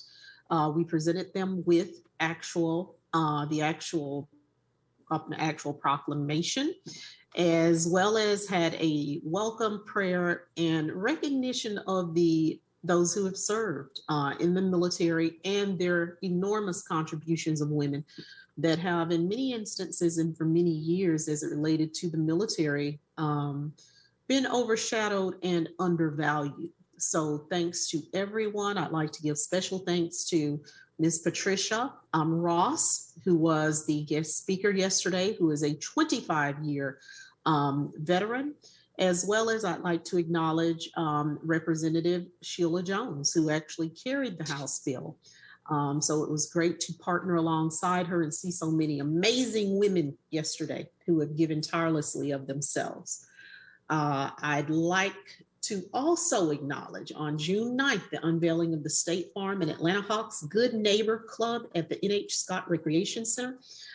Thank you so much to the Hawks as well as State Farm for providing a very beautiful space that modernizes and gives technology to our children and those who utilize the N.H. Scott Recreation Center. We had wonderful community members on hand to come out and support us. Miss Jerry Basin, as well as Miss Priscilla Davenport was there, two major community advocates. And I'd just like to say to the community, as we are in the process now of updating the pool, there are so many great changes taking place in that community. So thanks so much to the Hawks and State Farm for the support. I'd ask that people join us tomorrow that are near the Harrison Park area. I'm proud to have funded a master plan for the area, and tomorrow at 6 p.m. we will hold a Zoom to have a discussion on crafting what the new vision is for the park. Again, that's at 6 p.m. tomorrow. You can visit my website, or if you're receiving the newsletter, the information is there. Also, District 7 will be partnering with the Greater Piney Grove Baptist Church, as well as DeKalb Pastoral Alliance, Common Walk, and Georgia ACT on a series of affordable housing technical seminars. This is my way of addressing and encouraging the development of affordable housing by those who are in our faith-based community that have land and resources to move the trajectory there. This training is geared towards organizing them to move forward. And the seminar will actually be held this Thursday, June 16th, at the AIC Auditorium at the DeKalb County School District from 11 a.m. to 1 p.m. Thanks to all who have registered. We have a very stellar cast of individuals who can give you the knowledge you need to meaningfully move forward projects, as well as presenting projects that have been transformative by local clergy in the affordable housing space. District 7 will partner also on Saturday, June 25th with the DeKalb County Board of Health, Steed Society, and the Wade Walker Park YMCA to host a vaccine event. Also, I'd like to acknowledge that this event is co-partnered as well by Commissioner Jeff Rader and Commissioner Terry. During this time, we will have $100 gift cards available for the first 200 people who are vaccinated. Vaccines will be available for kids age 5 and above. So please come out for some fun in the sun and get your vaccination at the same time. I want to continue to remind us that we remain in the middle of a global pandemic. So please be careful, exercise as much as possible, social distancing. And if you need me, I'm ever present. You can just send an email by going to CommissionerLorraineCochranJohnson.com, or you can call us anytime at 404-371-2899, and we are more than happy to assist you in District 7. Thank you so much. Had a lot to say, and I yield back to you, Mr. Presiding Officer. Thank you, Commissioner Cochran-Johnson. Next, we'll hear from Commissioner Jeff Rader. You are mixing it up. Thank you, Commissioner Patrick. I look forward to joining residents at Emery Park Manor this evening for a meeting to recap some recent zoning in the area. As a reminder, if you or your neighbors are interested in meeting on a topic of interest, please contact my office at 404-371-2863 or via email at jrader@DeKalbCountyGA.gov to schedule a meeting either in person or a Zoom meeting. I'd be glad to be with you either way and look forward to any invitation that might be sent. On Sunday, June 19th, I'll be meeting with the Claremont Heights Civic Association via Zoom. I look forward to being with those neighbors. We will have a couple of park work days on Saturday at Briar Lake Forest Park and W.D. Thompson Park. Those both will run from 9 a.m. to noon and will keep the parks looking great for the summer season. Early voting for runoff elections is happening this week with Election Day next Tuesday, June 21st. Please don't forget to vote. And for all fathers and father figures, happy Father's Day next Sunday. All right, Commissioner Rader, thank you very much for those comments. Next, we'll hear with Commissioner Bradshaw. All right. Good afternoon, everyone. Thank you, Mr. Presiding Officer. Today, I would like to begin my comments by extending a heartfelt congratulations to my good friend, former DeKalb County Sheriff Thomas Brown, being nominated to be the next United States Marshal for the Northern District of Georgia. This is an outstanding achievement and brings great credit to former Sheriff Brown and to DeKalb County.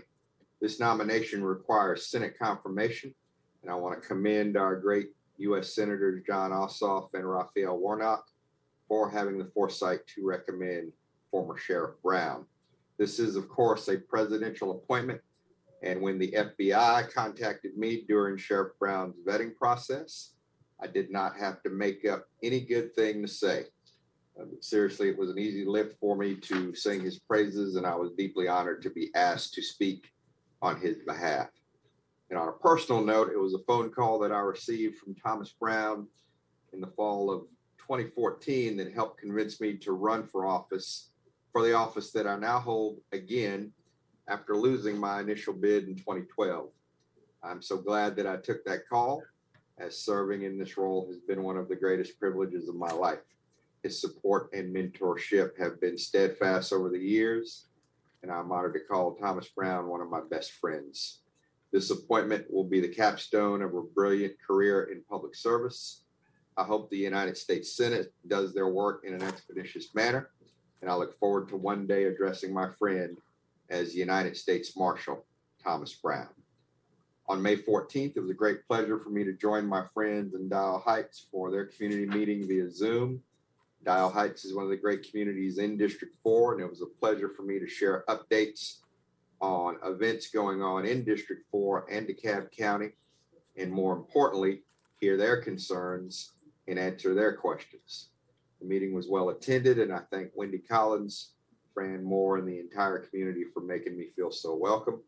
I look forward to meeting in person the next time. On June 1st, it was an honor to attend the DeKalb Volunteer Lawyers Foundation Leading the Charge Awards Luncheon. This event celebrated 40 years of providing equal access to justice for the citizens of DeKalb County. The event was also an unveiling for the new name of the organization, which is now called DeKalb Pro Bono. This new brand more accurately reflects the mission of the organization. My office recently made a substantial financial contribution to support the outstanding work of this organization, and I was very happy to do so. I'd like to thank Interim Executive Director Annie Jordan, President E. Noreen Banks-Ware, and the entire Board of Directors and Advisory Board members for this critical service they are providing to our community and for the invitation to attend. On June 4th, it was a great privilege to attend the Rise Up opening ceremony on the campus of Morehouse College. Rise Up is a derivative of President Obama's My Brother's Keeper initiative, and it is a program that I funded out of District 4 reserve funds for the past several years. This cycle, 45 young boys of color will be participating in the program. The mentors are students in the School of Technology at Morehouse College. I want to commend Dr. Kenneth Gaucher for his leadership of this program. Likewise, I would like to commend our own Human Services Department, Youth Services Division, led by Damon Scott and Jay Sean Williams, for their amazing stewardship of this program. This is something that is very close to my heart, and I intend to continue to fund it for as long as I'm in this office. And I look forward to attending the graduation ceremony in a few weeks. Later that day, it was wonderful to attend the community gathering at Deer Creek, which is another great community in District 4. It is always a pleasure for me to fellowship with my friends in this outstanding community. Also, the food was excellent. I would like to thank Deer Creek HOA President, Dr. Gerald Austin, and the entire community for making me feel so welcome and for the invitation to attend. I'm already looking forward to next year. And I would like to conclude my comments today by acknowledging the heroism of the team at Fire Station 23. During the early morning hours of Easter Sunday on April 17th of this year, firefighters were called to the Brockett Pub House and Grill in the 4500 block of East Ponce de Leon Avenue in Clarkston. This property has a liquor store attached, which is a separate business.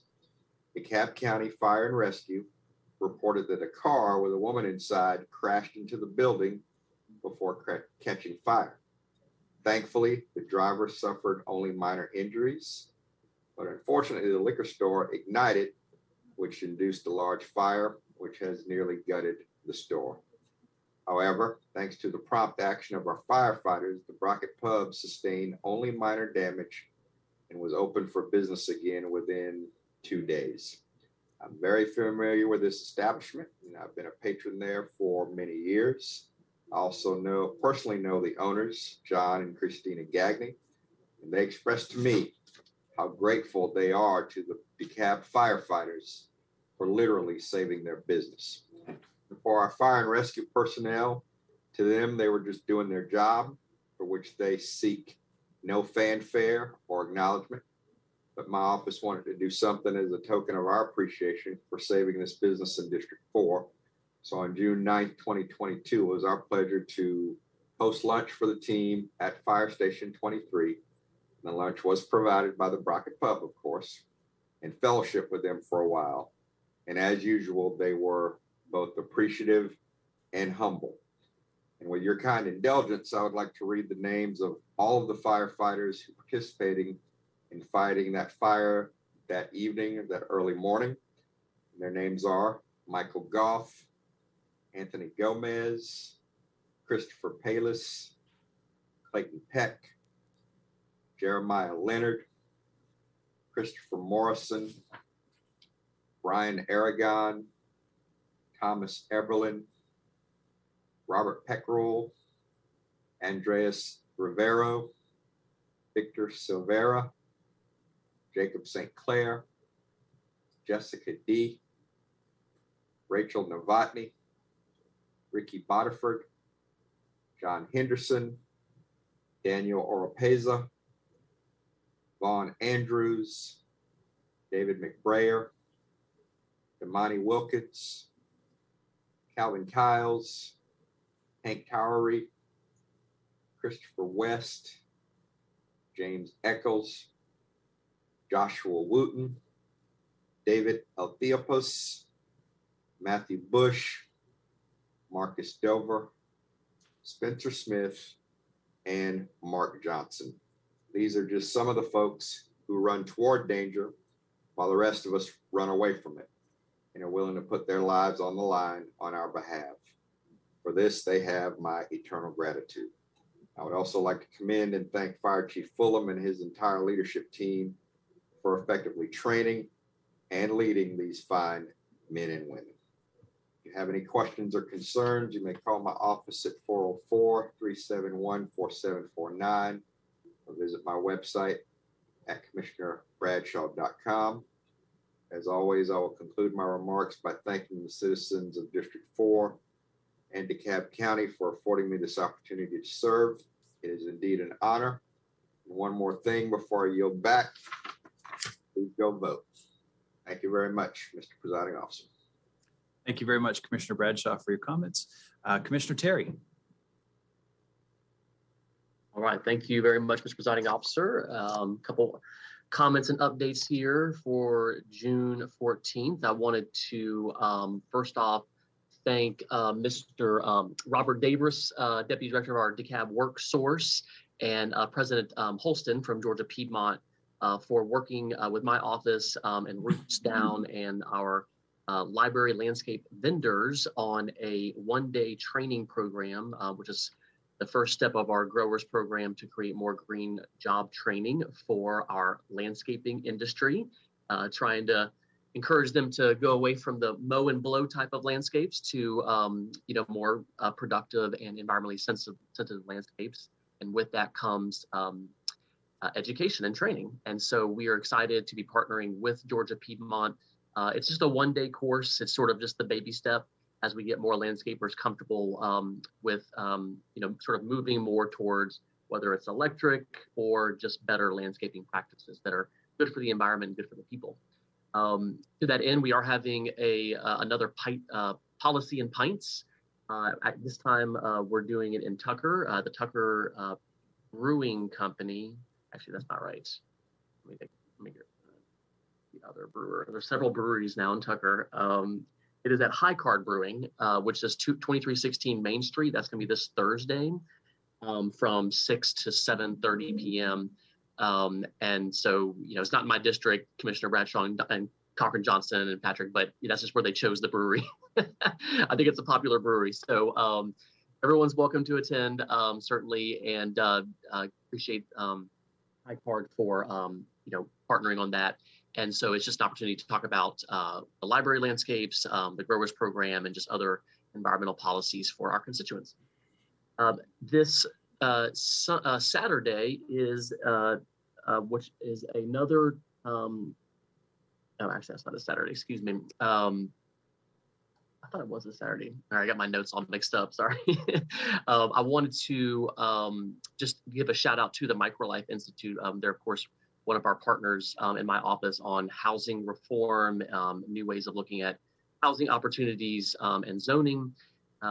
They recently partnered with an architect in the city of Atlanta with the Finley Street cottages, which is a new innovative approach to allowing a little bit more density in a neighborhood while preserving affordability as well as quality of life and community character. There is another tour of the cottages on Vaughn, and for some reason I don't have it on my calendar. I don't know when it is. So anyways, I'll send an update on my social media if I get that confirmed. I want to welcome the Urban Leaders Fellowship Program and summer interns again. This is the second summer that my office has partnered with the Urban Leaders Fellowship Program. Last year it was a partnership with council member in Atlanta, Matt Westmoreland. This year it's all us. It's all DeKalb County, baby.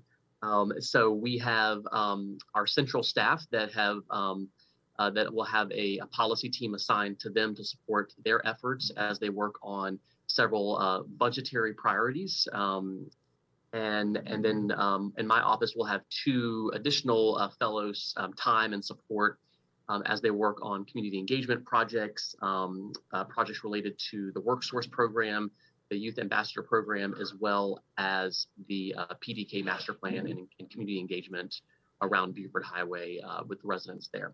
So really excited. It's a 7-week program. Almost everyone's a graduate student or sort of postgraduate experience. It's policy focused. And so, like I said, we're focusing on budget policies, working with central staff, as well as our educational initiatives. So welcome to our Urban Leaders Fellowship programs. And then just to mention the 2 names of the 2 fellows that will be working directly with our office in a larger role, Yoselin Paulina and Alexandria Johnson. So welcome them and looking forward to working with them this summer. I want to thank again Commissioner Rader, Commissioner Cochran Johnson, the Board of Health, DeKalb County Administration, CEO's office, finance department, we have police department, and our nonprofit media partner, the Steed Society, on our continued work to vaccinate and provide more public health resources and with a lens towards health equity for all of DeKalb County. A lot of moving pieces, a lot of players, obviously continued support and appreciations to the administration and the commission for supporting the incentive cards program. The incentive cards continue to work to get new people vaccinated. That is the most compelling message that I can deliver here for everyone's benefit. When we do events for vaccines where there's no incentives, 1 to 2 people show up.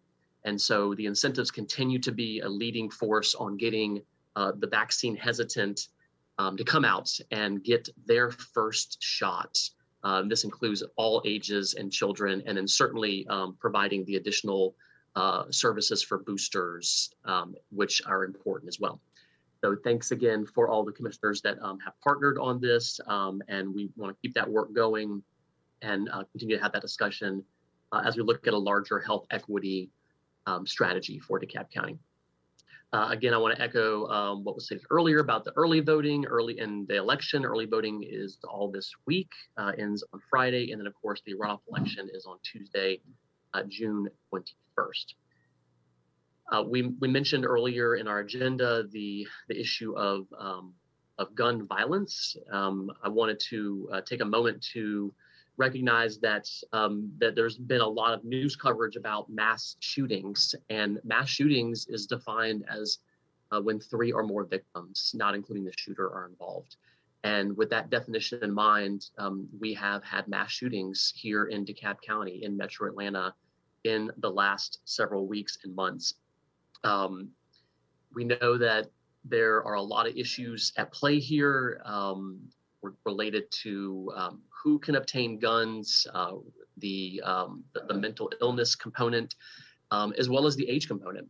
And we recognize, and I think that's been pointed out in a resolution we're considering, is that there is very little local regulation that can be done because of federal and state preemption laws. And so I'm committed, as I know all our commissioners are, committed to improving gun safety and reducing gun violence. We do have a legislative item or an ordinance still under review that might be a little bit controversial, but it's related to safe storage of firearms. The one area where potentially we could regulate, although clearly we'll be gaming for a fight if we do that. But on everything else, when it comes to red flag laws, background checks, certainly the permitting process, who can buy guns, we have no local legislative power to do so. And so we really are relying on our state and federal leaders to step up. And I know our members of Congress on the House side have voted in the affirmative to pass common sense gun legislation, and hopefully the Senate will take it up. Please continue to send me emails. Always enjoy reading my constituent emails. We hear a lot every day across the board, whether it's potholes or code violations or just support navigating some of the bureaucracies that exist when we're trying to deliver some of this government aid and public support. So just keep on reaching out to us. Appreciate all the departments and administration for working hand in hand to solve constituents' problems. I think we've got a really good communication and sort of collaborative spirits as we try to work through some of the more complicated ones. And sometimes there is no clear answer. It's sort of a lot of little answers that leads to a bigger solution. So thank you for everyone for being patient as we work through the more complex issues in the county. Let's see here, last thing here in closing, it is hot out there. I think it's going to be a record heat this week is what I hear.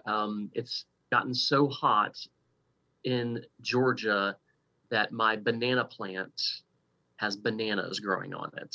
And I don't know if anyone's ever seen a banana plant in Atlanta with bananas growing on it. That's a subtropical plant. So if anyone was doubting whether global warming was real, just come to my front yard. I got 2 bunches of bananas growing. I don't know how that's possible, but clearly it's hot enough. So stay hydrated, wear cool clothing, take advantage of the pools that are open. I was over in Medlock Park and that pool was packed on Sunday. So stay cool with our DeKalb County Parks and Recreation and Cultural Affairs offerings, the shady parks, the walking trails, the pools, and the splash pads. Shout out and congratulations to Kelly Cato, my District 6 Chief of Staff. She graduated from Leadership DeKalb just a few weeks ago, joining the hundreds and hundreds of alumni, including myself, representing the class of 2022, which of course is the second best class ever, second to my class, 2019, and all the others are okay, I guess. And then finally, so just as a reminder, June 20th, the county will be closed in honor and recognition of the Juneteenth holiday. But looking forward to celebrating the Juneteenth holiday on the 18th, this Saturday, with the capable leadership and emceeing of Commissioner Marita Davis Johnson. So looking forward to participating in that program. And continuing to work towards greater racial equity and equality in our county. So thanks again to Commissioner Davis Johnson for implementing and instituting that holiday, and for everyone's support of this important moment, and glad that we can give our employees a day off as well. And with that, I will yield back my time, Mr. Presiding Officer. Thank you. All right. Thank you very much, Commissioner Terry. Next, we'll hear from Commissioner Larry Johnson. All right, I need to go to Commissioner Terry House, get some bananas, make me a banana pudding today. Thank you just for the elections. They are, of course, get out and vote. They're up. Early voting is now, and then voting is on June 21st. Please come on out. I just want to first thank the residents of District 3, thank my Lord and Savior Jesus Christ for giving me the opportunity and skills on this re-election. I appreciate it. I don't take it for granted. I'll continue to work hard for you. Thank my wife, my daughter, friends of Larry Johnson, just the support I got across DeKalb County, the encouragement. You all have meant a lot. Board of Commissioners, thank you. Just been an opportunity to move forward and to make things happen for the residents of District 3. And I don't take it lightly. I want to work hard in the next 4 years to do some more phenomenal work around our parks, infrastructure, public safety, mental health. As we deal with this pandemic, we've been 2 years in it, and half my term was in the pandemic, but we've been trying to just wade through all of these issues and where we are.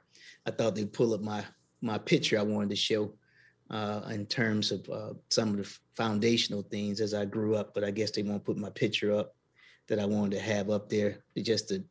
It's popped up on my little memory I had when I was on the game show, a national game show. I was a senior in high school at the time, and I didn't know what I wanted to do. But now, as I've been in office 20 years, looking back, this is what I want to do to help people. And so I was just trying to wade through, Commissioner Terry, and I almost we made it to the championship in this game show called Know Your Heritage, which is a national show that I was on. But just to thank you, Mr. Matowski, as we move forward. Also want to let you know about some of the exciting events coming up. We have our town hall meeting, spring town hall meeting will be on this Thursday at 6:30, and we'll be launching our second part of the CAB, District 3 Cares. We'll have a lot of the nonprofits who receive funds around the ARP program for District 3 to help with rent, food, utilities. They will be out there to answer questions and connect with you all on a personal level. We also will have a movie night. We're just trying to make sure we use our parks in a positive manner. So bring your chairs, have your family come on out. We also have our department heads on hand to answer other key and crucial questions. And we'll have some snacks and treats for you. And just please be a part. Of course, we also have our Thriving Thursdays. I implemented this as a concert series to talk about how do we relieve stress, how do we manage conflict. And before we start the concert, we always have some information on mental health and on how we can connect with one another. So please come on out on the 24th at 4:30. It's going to be the Tatum Experience. If you have not seen some R&B group that's one of the best, come on out. You're going to enjoy it, have fun, connect with neighbors, meet folks from other places, a time to just chill, have fun, and just really make a difference. So that'll be at the Rainbow Amphitheater on 3181 Rainbow Drive. Please come out and be a part. Also on the 27th, I'm teaming up with the 100 Black Men of DeKalb to focus on youth violence and prevention. And so we have our young people out, getting questions from them, hearing from them on how that we can connect and work together, because I believe in intergenerational solutions. It's not going to be one generation versus the other. We all have to work together as we deal with this violence and things that have happened. I know you've seen a recent one over in the area where a 16-year-old was killed and allegedly shot by a 17-year-old. Those are young people. Those are teens in our community. And so we have to find out what happened, but also ways that we can prevent violence in our community. So please, you all, come on out. It's going to be at the Intergenerational Center on 2771 Columbia Drive.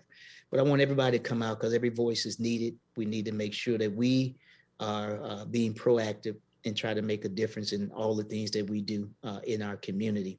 Also, we have a police meetup. It's going to be at County Line Park on the 18th, Saturday at 2 p.m. There's an opportunity to connect with our officers and meet the folks who patrol your area. And the residents come out, they bring snacks, an opportunity to encourage our officers. It's a tough job and what they're doing, and just to be there for them. So we had a great one at Legacy Mill, and we had one at Boulder Walk a couple of Saturdays ago. It was a great opportunity, and just continue to connect with us. So please come on out and have fun and just connect with your officers and show them that you care and that we are all in this together. It's not going to be police by themselves. It's a community effort on crime prevention, and we have to stress that and making sure all generations are at the table. Last but not least, we have just a whole host of things going on in our area. Continue to reach out at 404-371-2425. I want to thank the dynamic District 3 staff who's doing just a great job of reaching out to residents, connecting with them, attending our community meetings. Thank you, Ms. Atwater, Ms. Johnson, and Ms. Corin for all the work that you all do to help the residents of District 3 to be linked, leveraged, and empower them and resources so we can continue to show results we can see. Thank you so much. Appreciate the time.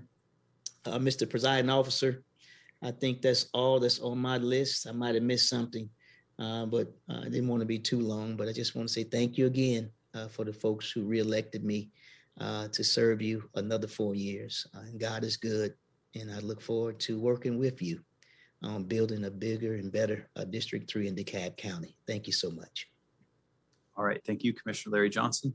And Commissioner Terry's giving you a shout out as well. So, well, I'd like to let everybody know what's happening over in District 1. This past weekend, I had a chance to attend Sheriff Maddox Boys to Men, Girls to Pearls summer camp graduation. It was wonderful to see our youth volunteer to engage and learn life lessons and skills that will benefit them in the coming years as they enter adulthood. I also want to thank Sheriff Maddox for her leadership and vision to create a program that motivates, uplifts, and guides our youth in a direction of becoming more responsible leaders in their communities. Sort of the times we live in right now, we do need parents. We do need stewardship, and it's nice to have as a backfill the Sheriff's Office. The next thing I want to talk about is reminding everyone that we have Fresh on Deck Farmers Market. It's in full effect at Pleasantdale Park every Wednesday from 5 to 7. This is an opportunity for residents to come out and receive fresh fruits and vegetables. While their folks have been there to access, let me say it again, while there, you'll also have an opportunity to access recipes and nutritional information on the different foods. This program will run through the middle of July, so come out and say hello and pick up some fresh produce. I'm also pleased to announce that my partnership with St. Vincent de Paul is fully funded, and they are ready to help District 1 residents with water billing assistance and rental assistance. If you're experiencing financial hardship, you can ask for help through these programs. For assistance, please reach out to them directly by calling 678-892-6163. And again, that's 678-892-6163. And they do have resources to help out in these harder times we are in. Upcoming this week, next week, will be a joint venture with DeKalb Parks and Recreation, along with our contractor from Pond Engineering for phase 2 of the Pleasantdale Park redesign. This meeting is an interactive opportunity for residents to view the current plans and offer their input on what they would like to see in their own park. The meeting will be held Thursday, June 23rd at Pleasantdale Elementary from 6 to 7:30 p.m. Like last time, we will provide refreshments for those in attendance. Hope to see you there next Thursday, starting at 6 p.m. As was mentioned earlier, this weekend is Juneteenth, as well as Father's Day. 2 events that, as fathers, we're all grateful for some attention, but also Juneteenth is an opportunity to recognize our history as Americans. And I look forward to the events that are going to be in Tucker as well as here in DeKalb County. Finally, I want to say that I acknowledge that sanitation has been a big topic for many District 1 residents. I want everyone to know that the issue has not fallen on deaf ears. Daily, I field complaints from residents regarding missed collection, and I do my best to work with the administration to resolve these issues for both our businesses and our residential customers. I do share your frustration, and in the coming days, I hope to share some good news regarding the solutions to our staffing issues. With that being said, this Friday is National Garbage Man Day, and I ask that you give our sanitation workers a big wave, a high five, or something else that makes them feel special. Our sanitation crews are working hard through the labor shortage that we have right now. They've been fixing that by working on Fridays and Saturdays to catch up on the demand. So this Friday, if you see a sanitation worker, please say thank you for all the work that they do. And one last thing, you might see a familiar face in your neighborhood. This Thursday, I will be hopping on the back of a garbage truck and helping out sanitation department as we go through some of the neighborhoods. This is a chance for you to meet some of our staff, and if you'd like to say hi to me or give me your opinions, I'd love to hear that as well. It is always to continue serving as your District 1 Commissioner, not just through legislative stewardship, but also through supporting District 1 stakeholders through some of the hardships and celebrations we have in life. I know that residents and businesses have been experiencing sanitation issues. My office has been able to assist in resolving many of those complaints that we have received. If my office can ever be of assistance for anything that's on your mind, please feel free to reach out, and we'd be happy to help. district1@DeKalbCountyGA.gov is the email address. You can follow me on my social media channels, Facebook and Instagram, Commissioner Patrick D1, and Twitter is Commish Patrick. With that, commissioners, I will ask for a motion to adjourn unless there's anything else on anyone's hearts or minds. So moved. All right, proper motion. Is there a second? Second. All right, thank you, Commissioner Terry. With that, we'll go by hands and voice. All those in favor, say aye. Aye. Thank you. Bye, everyone.